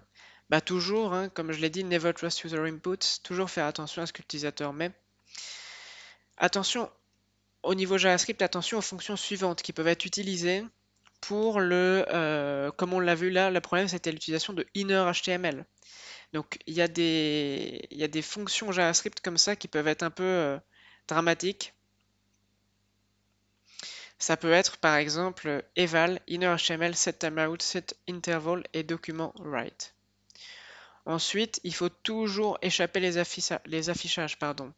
Donc, une fois qu'on veut afficher, qu'est-ce qui se passe? Il faut que on échappe les variables avec soit HTML special chars en PHP, soit avec la double moustache sur Vue.js, sur Twig c'est la double moustache, etc. Alors Aurel Bouchard, en fait, la faille XSS, c'est quelque chose côté front. C'est parce qu'on exécute du JavaScript. Le JavaScript, c'est côté utilisateur. Du coup, côté back, il n'y a rien à faire en quelque sorte. C'est pas parce qu'il y a un script qui va être dans un input côté back que ça va tout faire planter. C'est côté front. Du coup, c'est uniquement au moment de l'affichage qu'on doit faire attention. C'est-à-dire que c'est quand on va afficher la variable qu'on doit utiliser des fonctions comme HTML Special Charge côté PHP, pardon, les fonctions, la double moustache, en gros l'affichage classique des variables avec Vue.js, avec Twig qui est un moteur template PHP, pareil, ce sera une syntaxe double moustache, je crois. Blade avec Laravel, c'est pareil. Donc c'est vraiment un problème d'affichage uniquement. Donc côté back, pardon, on n'a rien à faire. C'est côté front qu'on doit se méfier, c'est quand on affiche les variables. C'est vraiment ça. Et attention aussi quand on met des liens href et puis on laisse par exemple c'est une variable. Quand on a un href, on peut mettre un payload JavaScript également. Donc toujours vérifier s'il n'y a pas le mot JavaScript dans l'URL, si l'URL évidemment dépend de l'utilisateur. Ok, bon, et ben voilà, ça c'était vraiment la faille que je voulais vous montrer qui était intéressante. On va essayer de passer un peu moins de temps sur le reste vu qu'il nous reste à aborder aussi le RGPD. Donc maintenant, la désérialisation non sécurisée. Donc ça arrive quand on doit sérialiser les données, c'est-à-dire on a un objet complexe, par exemple une classe, un tableau, et on doit le passer d'une page à une autre, donc du coup on va le sérialiser dans un langage comme XML ou JSON. Et si quand on le désérialise, il y a parfois des problèmes. Alors, je vois Red Panda sur un CMS, quand on prend un thème, il y a des risques que ça se produise. Alors, eh ben, ça dépend du thème. Ça dépend de comment est configuré ton thème. Après, en général, quand même, sur les CMS, toutes les variables sont affichées avec de l'échappement, avec HTML Special Chars, hein. Il n'y a pas trop de risques normalement. Normalement, d'accord? Toujours se méfier, mais normalement, il n'y a pas trop de risques. Après, ça dépend des plugins. Il y a des plugins qui peuvent se... Après, il y a des plugins qui peuvent se faire pirater, des thèmes qui peuvent se faire pirater, donc du coup, qui sont sensibles au XSS. En fait, quand on maîtrise pas le code, de toute manière, on n'est jamais sûr à 100%. Mais sur des CMS qui sont utilisés par plusieurs millions d'utilisateurs, en général, quand même, on fait attention. Peut-on faire confiance à parsley.js? Écoute, Damien, je connais pas Parsley, donc ce que je vais faire, c'est que je regarderai juste après quand on passera aux questions-réponses. Mais j'y repense. Et si j'y repense pas, tu me renvoies le message. Ok, la désérialisation non sécurisée. Donc là, c'est encore plus grave parce qu'on peut obtenir un shell distant. Un shell distant, c'est quoi? Bah, c'est quand on arrive en fait à se connecter en SSH sur le serveur et donc là, on peut récupérer quasiment tout. On peut bouger dans les machines et donc là, on peut récupérer des informations sur les autres machines d'un réseau. Alors, bon, cette vidéo, on n'a pas beaucoup de temps malheureusement, donc ça montrait en fait l'exploit d'une sérialisation d'une désérialisation pardon, non sécurisée avec Node.js. Donc c'est pas moi qui l'ai faite, hein, c'est une vidéo qui a été faite par un pen tester. Je vous envoie le lien, ce sera aussi bien, d'accord, si vous voulez la regarder pour que vous compreniez un petit peu. Tac, je vous l'envoie dans le chat. Donc vous pourrez regarder, en gros là, ce qu'il fait, c'est qu'il va créer, il voit qu'il y a de la sérialisation, il va du coup changer l'élément qu'on va sérialiser. Lors de la désérialisation, ça va faire ça va lui permettre en fait d'obtenir un shell distant. Voilà, tout simplement. Avec tout ce code-là, en fait, ça veut dire shell distant. Et donc à la fin, si on voit, il a un terminal. Et donc on voit qu'il arrive à récupérer les informations. S'il ouvre un serveur, voilà, on voit qu'il est connecté, qu'il arrive à récupérer des informations sur le PC. Donc ça, c'est la désérialisation non sécurisée. Comment s'en prémunir? Lorsqu'on désérialise un objet, il faut toujours poser la question, est-ce qu'il y a des risques? S'il y a des risques, dans ce cas, vérifier l'objet à l'intérieur, est-ce que c'est bien ce qu'on attend? Éviter la sérialisation et désérialisation dans des endroits dangereux, sur des machines où il y a beaucoup de privilèges. Et puis mettre en place de la vérification d'intégrité. Normalement, la sérialisation, c'est sur un tableau qu'on maîtrise ou sur un objet qu'on maîtrise. Il est passé d'une page à une autre. Donc on peut vérifier son intégrité, c'est-à-dire vérifier qu'il n'a pas été modifié entre le moment où il a passé d'une page à d'une autre. Pour ça, on peut utiliser une fonction de hachage. Vu que le hachage, le principe, c'est de retourner un identifiant unique de même taille qui identifie voilà, tous les éléments du monde différents de manière unique. Donc si on fait un MD5 ou un SHA1, qui sont les fonctions de hachage sur un élément sérialisé, et qu'ensuite on recompare, sur l'autre page on rehache le même élément et qu'on compare le hash, si c'est le même, c'est-à-dire que rien n'a été modifié. Si c'est pas le même, c'est-à-dire qu'il y a une modification, une altération des données. Et donc là, il faut se méfier. D'ailleurs, le contrôle d'intégrité pour les signatures électroniques se fait avec des fonctions de hachage. Et de manière générale, l'intégrité se fait avec des fonctions de hachage ou par des checksums. Ensuite, bon, ça paraît logique, mais si on utilise dans notre projet des composants qui sont eux-mêmes vulnérables, ben évidemment qu'on est sensible aux attaques, même si on fait un truc très correct, un code très correct. Typiquement, je sais pas moi, j'utilise une librairie PHP, bah finalement cette librairie PHP, on voit qu'il y a une faille dedans. Bah, si je mets pas mon site à jour, bah la faille elle est existante sur mon site, même si ça dépend pas de moi. C'est pareil avec tous les langages. Par exemple, ici, un exemple, j'utilise un outil qui s'appelle Metasploit, je regarde les failles connues avec le framework Laravel. Qu'est-ce que je remarque ici? Que sur Laravel, je ne sais pas si vous voyez, sur Laravel 8.4.2, je peux avoir un shell distant. Sauf que Laravel 8.4.2, c'est sorti il y a 2-3 mois. Peut-être un peu plus quand même. Peut-être en début d'année, donc 6 mois on va dire. Mais c'est récent. Et donc si on n'a pas mis à jour depuis janvier, et ben voilà, notre site est sensible à une attaque, à une attaque quoi. Notre site pardon, utilise un composant vulnérable, donc notre site peut être piraté. Donc toujours mettre à jour, c'est super important. Les mises à jour, c'est super important. Comment faire? Bon ben voilà, hein, pour s'en prémunir, faire les mises à jour et puis limiter la surface d'attaque. Si on n'utilise plus une librairie, on n'utilise plus un bout de code, on l'enlève. Ça, c'est vraiment une habitude à prendre. On n'utilise pas un code, on n'en utilise plus une librairie, on l'enlève. La librairie, elle peut ne plus être maintenue, elle peut être piratée, on limite la surface d'attaque. On l'enlève. Ça, c'est vraiment important. Et enfin, le dernier OWASP 10, bah, c'est la surveillance insuffisante. En gros, il est préconisé de surveiller son site web, les activités de son site web, et pas que son site web d'ailleurs, de nos applications en général.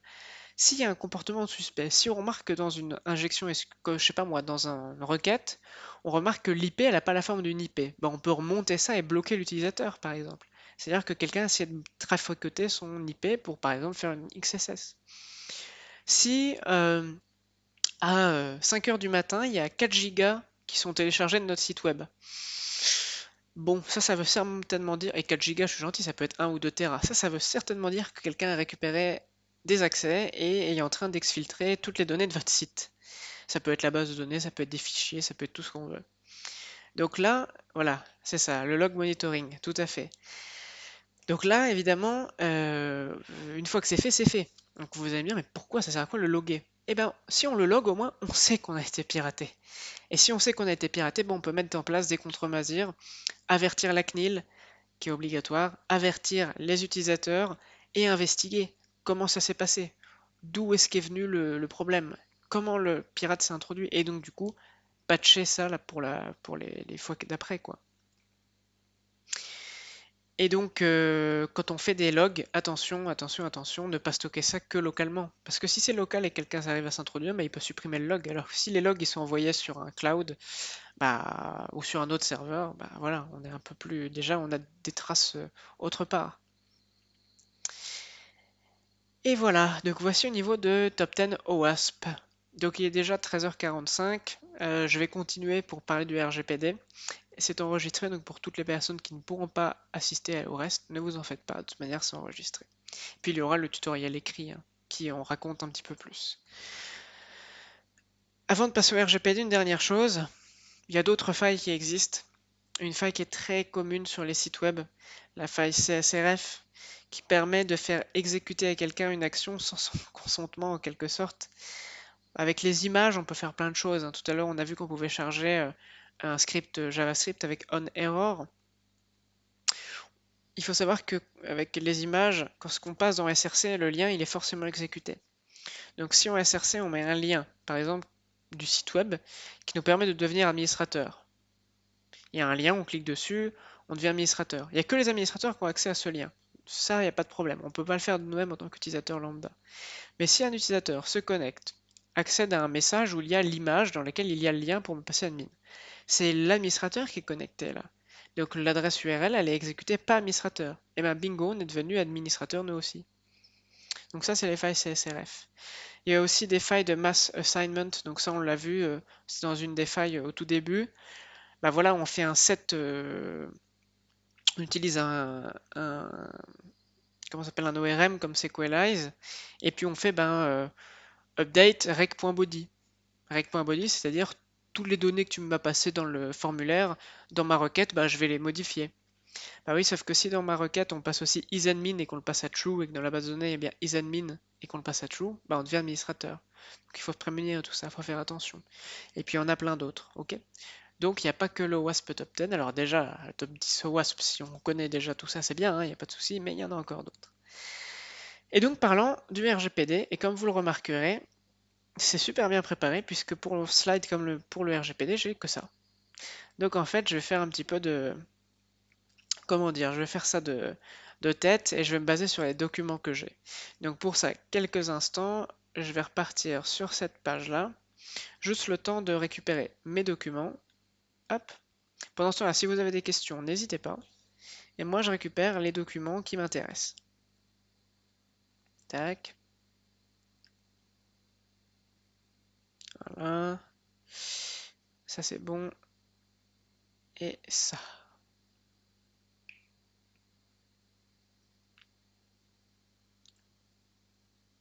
Ok. Tac. Je mets ça. Je mets ça là. Et ça là. Très bien. Alors, par contre, je vois plus vos questions. Si vous en avez. Tac. Voilà. On va pouvoir reprendre. Donc, au niveau du RGPD. Alors, je vais me remettre en gros. Alors déjà, qu'est-ce que le RGPD? Est-ce que les gens savent ce qu'est le RGPD?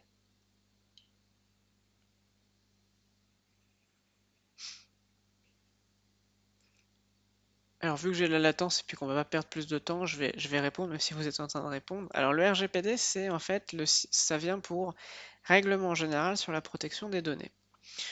En anglais, c'est GDPR, General Data Protection Regulation. Donc ça, en fait, ça a été fait par l'Union européenne en 2018, mai 2018. Et en fait, c'est des règles qui encadrent le traitement des données personnelles. Alors, qu'est-ce qu'une donnée personnelle? En fait, les données personnelles, c'est toutes les données qui permettent d'identifier un utilisateur de près ou de loin. Alors, qu'est-ce qui permet d'identifier un utilisateur? Ben, son prénom, son nom, une adresse mail également, une adresse. Par contre, ce qui ne permet pas d'identifier un utilisateur, ben, ça peut être par exemple le nombre de messages qu'il a postés, le, le, je sais pas moi, la couleur alors sa couleur préférée, on peut imaginer que ça permet de l'identifier, mais quand même, faut pas exagérer. Enfin bref, on s'imagine bien que tout ce qui peut avoir sur une carte d'identité, c'est les données personnelles, mais également l'adresse IP. L'adresse IP permet de trouver un utilisateur, donc l'adresse IP, c'est une donnée personnelle également. Donc en fait, ce nouveau règlement européen, il s'inscrit dans la continuité de la loi française informatique et liberté de 1978 et renforce le contrôle, d'accord, par les citoyens de l'utilisation qui peut être faite des données le concernant. Autrement dit, il donne des droits supplémentaires, données biométriques en effet, hein, DevenGeek, tout à fait. Donc en fait, le RGPD, ça donne des droits aux utilisateurs concernant le traitement de leurs données. Ils ont des droits maintenant sur les sites web qui traitent leurs données, et les sites web ont des obligations aussi à ce niveau-là. Alors le RGPD, ça s'applique à qui? Ça s'applique à toute organisation, qu'elle soit publique ou privée, qui traite des informations en fait personnelles pour sous compte ou non, dès lors qu'elle est établie sur le territoire de l'Union européenne ou que son activité cible des résidents de l'Union européenne. C'est-à-dire que si je suis un site e-commerce chinois mais qui a des clients en Europe, dans ce cas, je dois mettre en place sur mon site, sur cette partie du site pour les Européens, tout ce qui permet d'inspecter la RGPD. Le RGPD, pardon.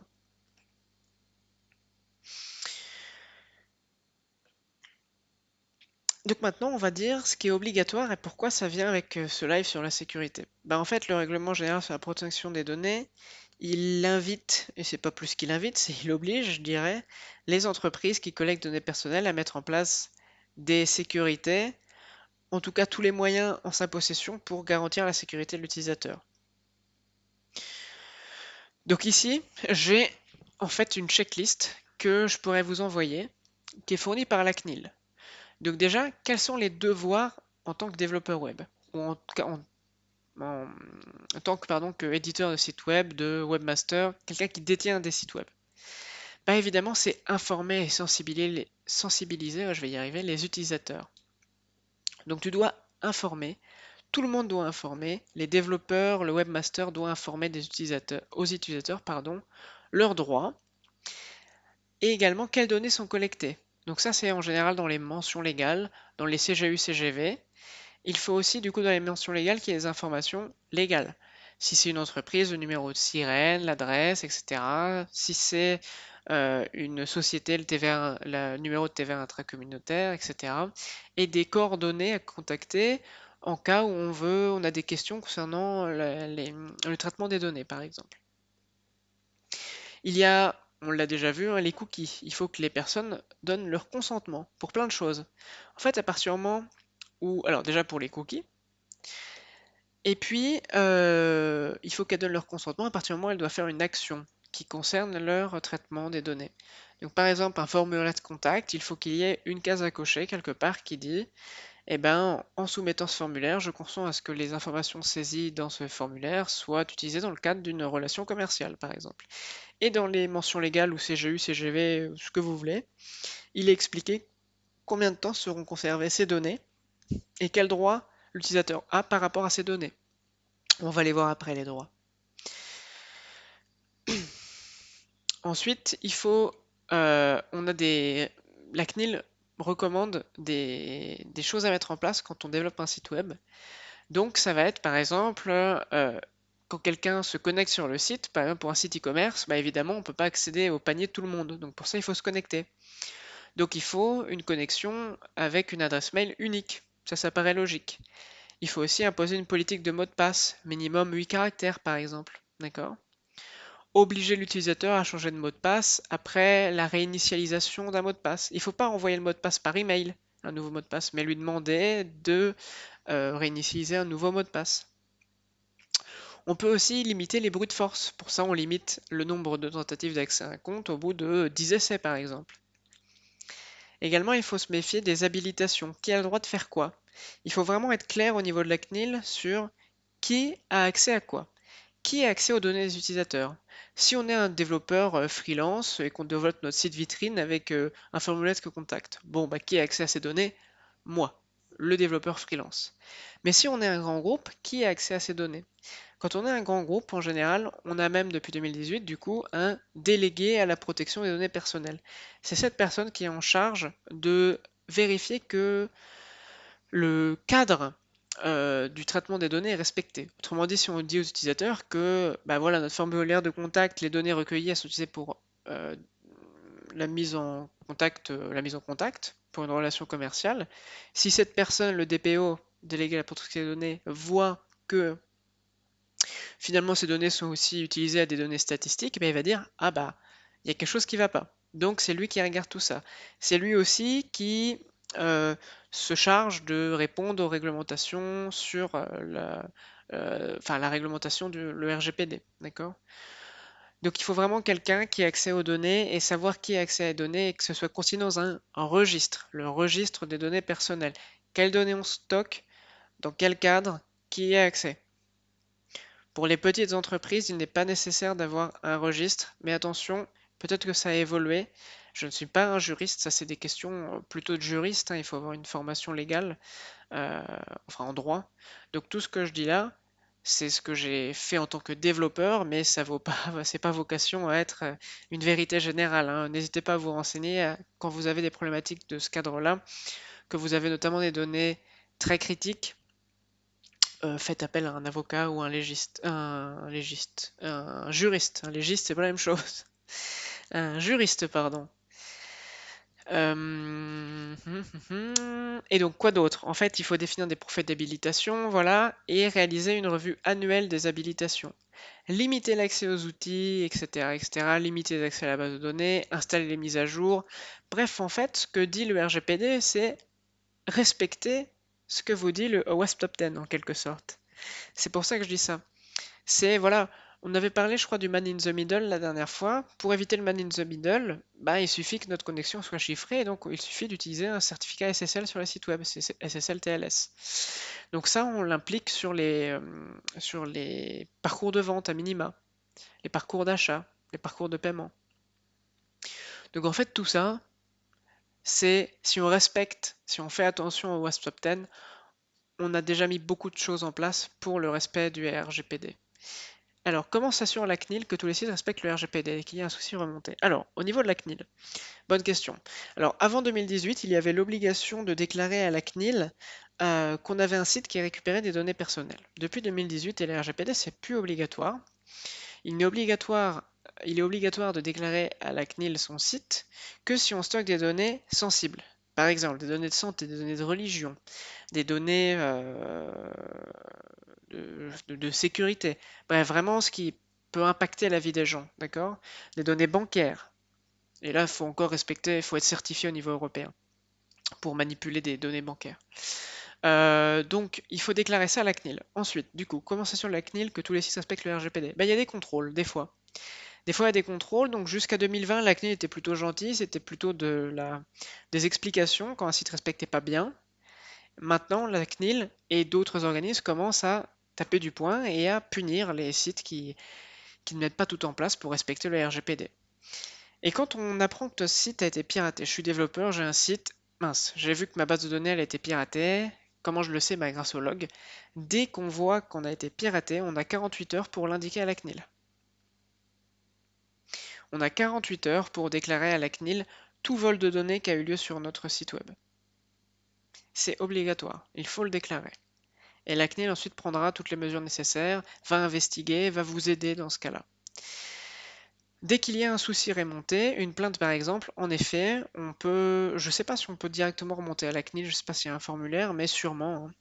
Et donc oui, comme le dit Fox, il y a des dénonciations qui sont faites, je ne sais pas où, je ne sais pas comment, mais c'est possible aussi. Et puis il y a des contrôles aléatoires, hein, comme l'URSSAF qui contrôle les micro-entrepreneurs, et pas que les micro-entrepreneurs d'ailleurs, l'URSSAF qui fait des contrôles, les contrôles des impôts, bah, il y a les contrôles de la CNIL aussi. Et donc là, je vais vous mettre un petit document que je vais pouvoir vous envoyer. Alors, ah oui, par contre, il faut que je fasse ça. Alors, 2 petites secondes. Tac. Et voilà. Donc ce document, moi, je l'envoie à tous mes clients, complété. Donc je vais grossir un peu. Donc, ça, c'est évaluer le niveau de sécurité des données personnelles de votre organisme. C'est un document qu'on retrouve sur la CNIL, mais qui est pas simple à trouver. C'est dommage, parce qu'il est vraiment très bien. Et comme je le dis, moi, c'est quelque chose que je fais pour chacun de mes clients quand je fais un site web. Ça, c'est tout ce que le site web doit faire, en fait, pour bien respecter le RGPD. S'il fait tout ça, s'il y a un piratage, la CNIL pourra pas dire grand-chose. Elle va dire, ok, c'est pas de bol, mais au moins vous aviez tout fait pour sécuriser votre site web. Si votre site web a été piraté et que vous ne mettiez rien pour protéger les données personnelles, déjà vous avez une mauvaise réputation auprès de vos clients, mais en plus la CNIL va vous sanctionner. Et comme le dit Redpanda, enfin comme le pose la question Redpanda, pas de pénalité pour ceux qui ne protègent pas les données personnelles. Si, il y a des pénalités pour ceux qui ne protègent pas les données personnelles ou mal. Alors évidemment, euh, la CNIL et les autres organismes qui vérifient sont plus sympa, si je peux dire, avec les sites, voilà, un site e-commerce pour un petit, comment dire, voilà, un artisan qui vend quelques, je sais pas moi, un artisan qui vend de la poterie par exemple, qui a quelques dizaines de clients. Bon ben évidemment que la CNIL va pas être hyper stricte, ce sera plus de la prévention, on va dire. Et si le site se fait pirater, évidemment qu'il y aura peut-être des sanctions, mais ça va pas être des millions d'euros. Par contre, si c'est une grosse start-up ou une grosse entreprise qui en plus ne respectait pas le RGPD, c'est-à-dire qui n'avait pas tout mis en œuvre pour protéger les données des clients, là ça peut vite faire mal. Ça peut vite être sanctionné. Et en plus, on oublie, il y a la sanction financière, mais il y a surtout la sanction de notoriété. À chaque fois qu'on apprend que LinkedIn ou Facebook ou je ne sais quel gros autre site, bah, il y a eu un vol de données d'1 million de données, bah, l'image de l'entreprise en est assez impactée, hein. Donc ça, voilà, ça c'est ce que je donne à mes clients et je coche avec une petite case verte, d'accord, rouge, bleue ou grise, sur ce qui a été mis en place, vert, gris, ce qui n'est pas dans le cadre du projet, bleu, c'est ce qui peut être fait par la cliente ou par le client, et rouge, c'est ce qui n'est pas fait. Donc par exemple, ça reprend les points importants du RGPD. Donc sensibiliser les utilisateurs, donc informer et sensibiliser les utilisateurs manipulant les données. Si vous avez un client, que vous développez un site pour un client, bah, sensibilisez-le. Dites-lui qu'est-ce qu'il faudra faire. Il donne pas le mot de passe de la base de données à tout le monde, par exemple. C'est bête, mais des fois les choses bêtes, les choses les plus simples sont aussi les meilleures. Voilà, un mot de passe sûr. Vous êtes administrateur du site, un mot de passe sûr. Si on apprend que vous avez comme mot de passe AZERTY, ça va faire mal. Et puis informer les utilisateurs de manière générale qui accèdent au site, hein. Donc comme j'ai dit, les informer de leurs droits. Donc, quels sont les droits qu'ont les utilisateurs sur leurs données personnelles?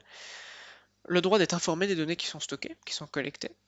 Le droit d'être informé des données de stockage. Il y a des durées légales, hein, de stockage de données. Le droit à l'effacement, c'est-à-dire on a le droit de contacter un site et de dire voilà, j'aimerais que vous effaciez mes données. Attention, il peut y avoir des restrictions pour des raisons légales, pour des raisons, voilà, je sais pas moi. Un site peut vous informer qu'il conservera vos données 6 mois, 3 ans, je crois que c'est 3 ans max, mais avec des exceptions à confirmer, à vérifier.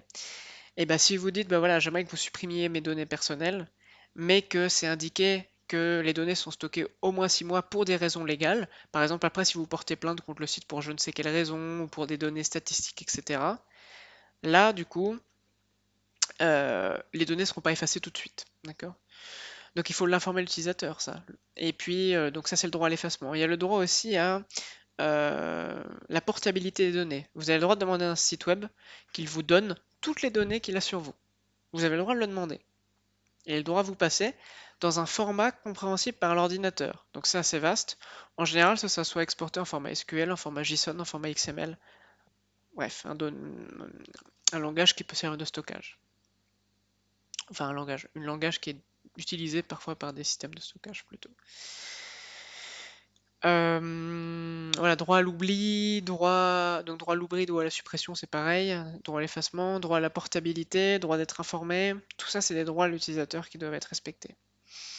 Ensuite, comme je le disais, authentifier les utilisateurs, définissez un identifiant unique à chaque utilisateur, adopter une politique de mot de passe conforme à nos recommandations, donc il y a les recommandations de la CNIL qui évoluent, qui sont mises à jour sur leur site, obliger l'utilisateur à changer de mot de passe, limiter le nombre de tentatives d'accès, les profils d'habilitation, le système de journalisation pour les logs, hein, c'est le numéro 10 de WASP. Informer les utilisateurs et la mise en place du système de journalisation. Bah oui, comme je l'ai dit, il faut informer les utilisateurs de comment on traite leurs données. S'il y a un système de journalisation, c'est-à-dire qu'on stocke les données à des raisons de journalisation, de log, de monitoring, de surveillance, il faut les prévenir. Protéger les équipements de journalisation et les informations journalisées. Donc ça va être évidemment que ce soit pas stocké sur un serveur accessible à tous, aussi bien informatiquement que physiquement, hein. Si c'est dans une petite cabane accessible à tous, c'est marqué venez entrer, bon, C'est pas top. Et puis voilà, stocker à plusieurs endroits, au cas où s'il y a un incendie par exemple.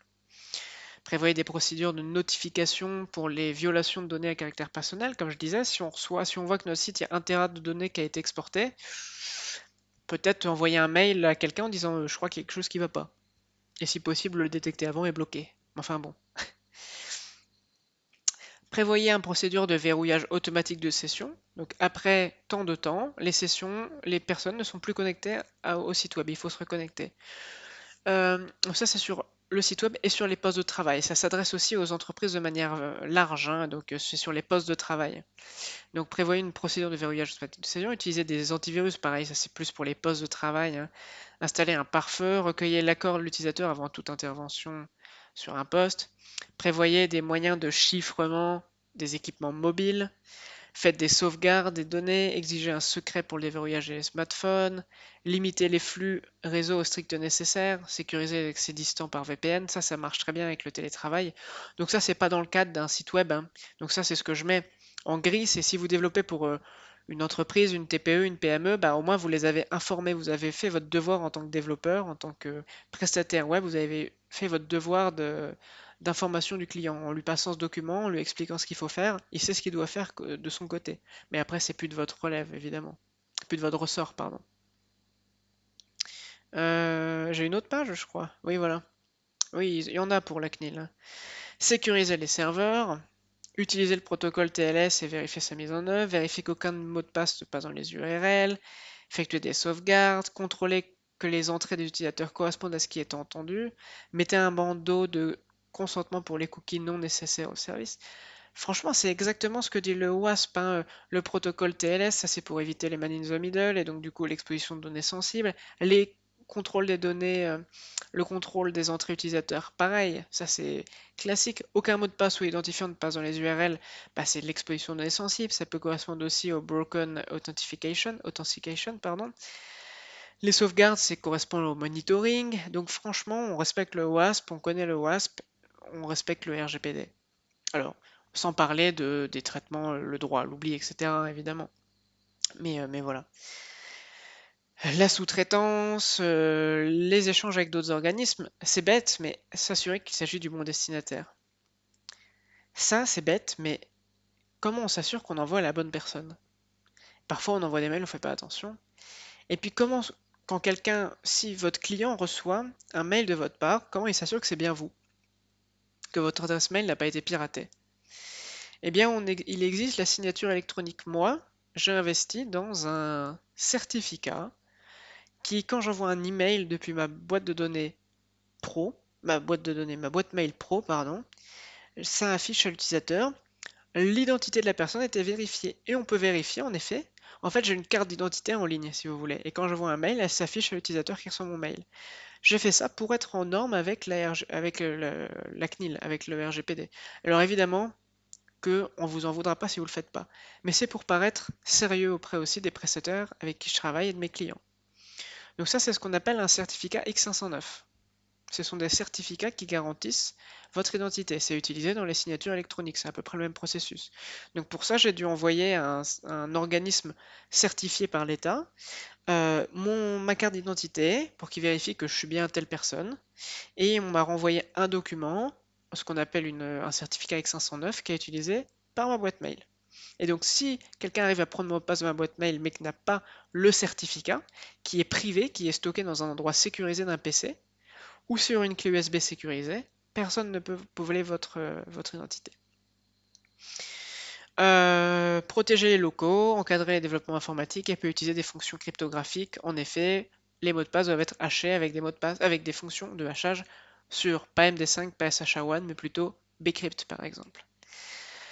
Ben voilà, on a fait le tour au niveau de RGPD et de OWASP Top 10.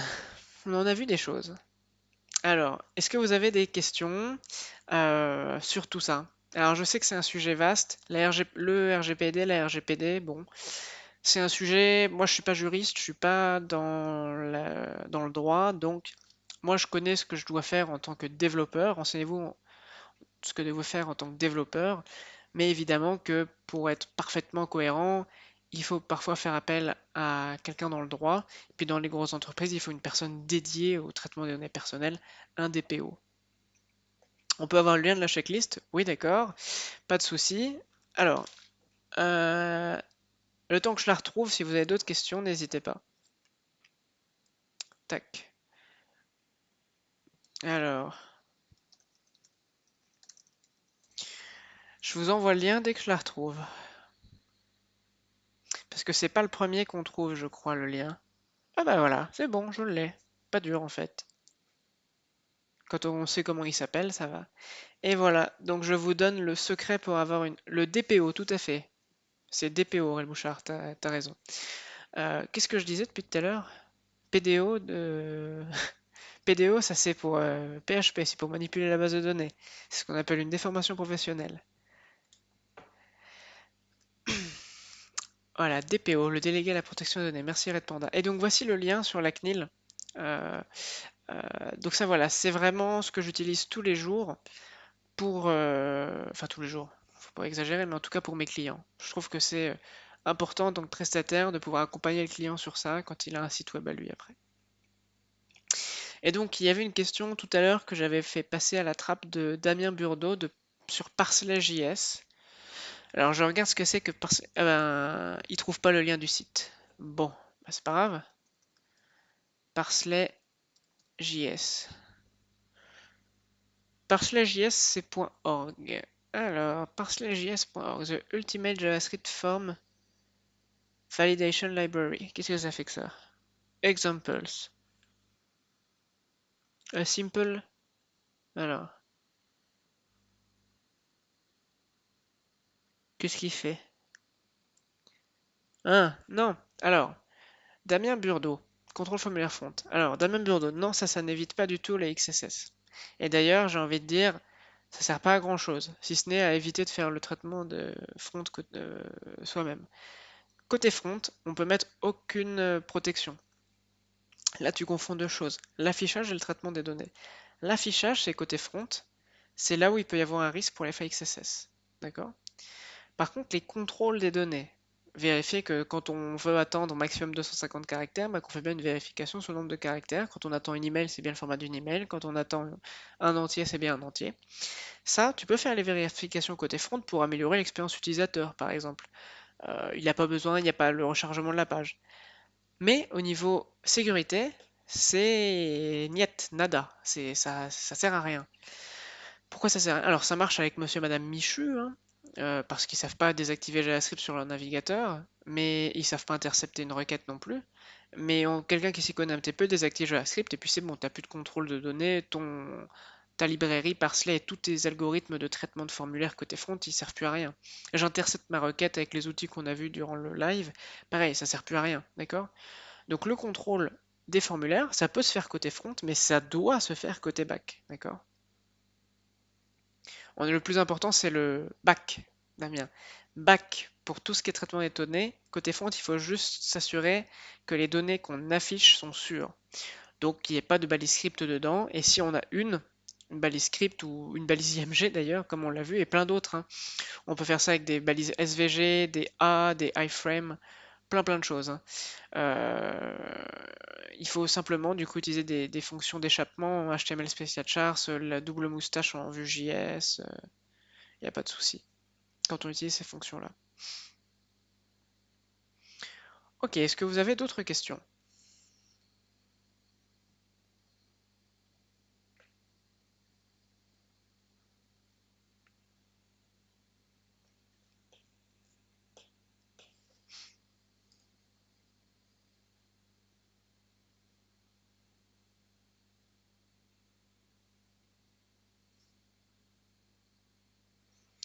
Alors, j'ai pas l'impression qu'il y a d'autres questions.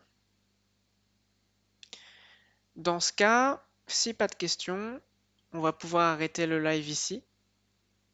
Donc, merci à tous de l'avoir suivi. J'espère qu'il aura été intéressant. Ah, sur Shopify ou WooCommerce, doit-on vérifier la mise en place de la sécurité?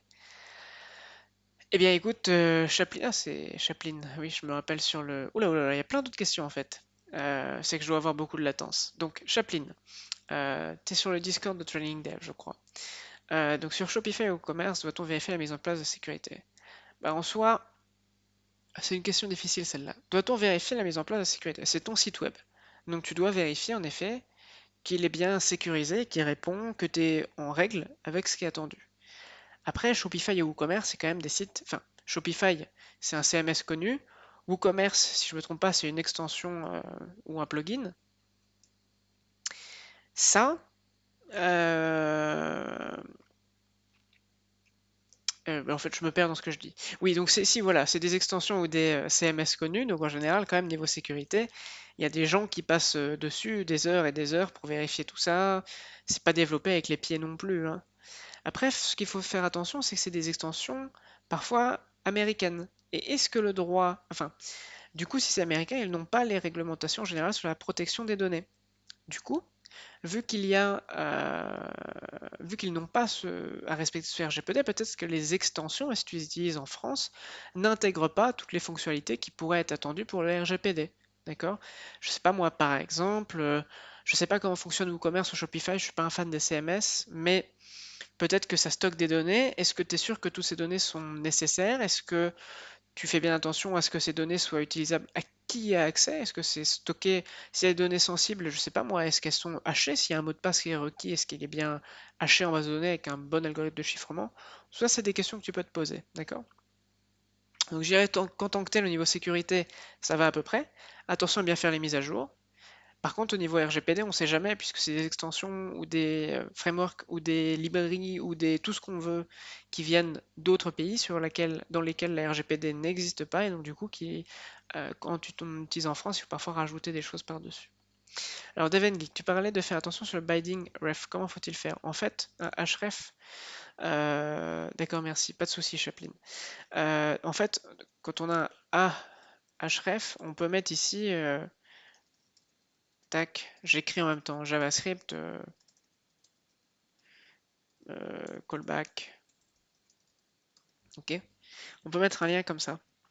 Du coup, ce qu'il faut faire, c'est ici vérifier que si par exemple, ça c'est dans le cas où tu as un lien qui dépend d'un paramètre d'utilisateur, par exemple un lien qui dépend de la barre de recherche. Tu as une barre de recherche et le lien il dépend totalement de ça. Bah vérifier que dedans, tu vérifies que t'as pas dedans JavaScript 2 points, par exemple. Si t'as pas JavaScript 2 points, t'as pas de risque. Alors, il y a d'autres choses pour limiter les failles XSS, hein, il y a tout ce qui est paramétrage des entêtes HTTP avec le Content Security Policy, CSCP, et tout ce qui est Corse, d'accord? Par exemple, là, mon attaque de tout à l'heure, XSS, elle n'aurait pas marché avec des paramètres bien renseignés, puisqu'on peut euh, mettre des règles de telle sorte que on n'autorise pas des sources externes à exécuter le JavaScript sur notre site. Là, je mettais fetch HTTP, machin chose, enfin mon adresse IP locale, et donc du coup, il y avait un script qui était installé après, une fois que je faisais ça. Le script n'aurait pas pu être installé dans ce cas-là. Donc j'aurais pas pu faire ça. J'aurais pas pu envoyer des données non plus autre part. J'aurais pas pu. Un site n'aurait pas pu envoyer des données JavaScript, enfin un script, pardon, sur le site courant. Et ça, on peut le faire avec les images, avec les styles, tout ça, c'est ce qu'on peut paramétrer dans les corses, d'accord? Et ensuite, le paramètre CSCP, ça permet aussi de limiter les scripts qu'on utilise ou les styles. Par exemple, on peut préciser, bah, je n'autorise aucun script qui est affiché comme ça, aucune balise script, aucune balise style, aucune balise je ne sais quoi, qui est en clair dans ma page. J'autorise les scripts SRC qui mènent vers un lien de mon site. Mais par contre, les scripts et quelque chose dedans, je les autorise pas. D'accord? Autrement dit, les JavaScript qui sont chargés sur la page et qui ne viennent pas d'une autre page, je les autorise pas. Donc on limite quand même un petit peu ça, les failles XSS maintenant, avec des paramétrages corrects des entêtes HTTP, hein. L'intégration avec des émoticônes comme avec Fontosum. Alors là, par contre, Damien Burdeau, j'ai pas compris la question. D'ailleurs, c'est pas une question. Ah, pardon, Aurel Bouchard, j'ai loupé une question aussi. Tu as d'autres sites comme TryHackMe. Oui, donc il y a Hack the Box. Hack the Box. Et puis on a d'autres. Je vais vous dire ça tout de suite. Tu.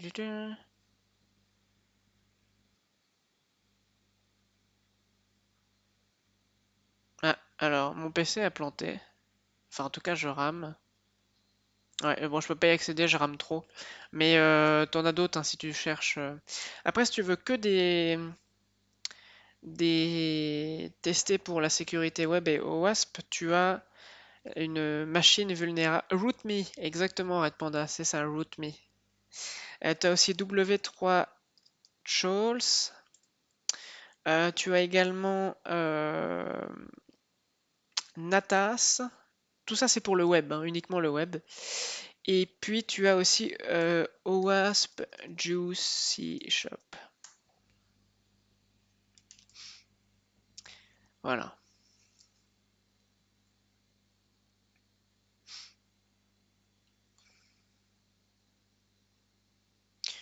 Ok, bah écoutez, j'ai l'impression qu'il n'y a plus de questions, donc je vais arrêter l'enregistrement. Merci à tous d'avoir suivi ce live.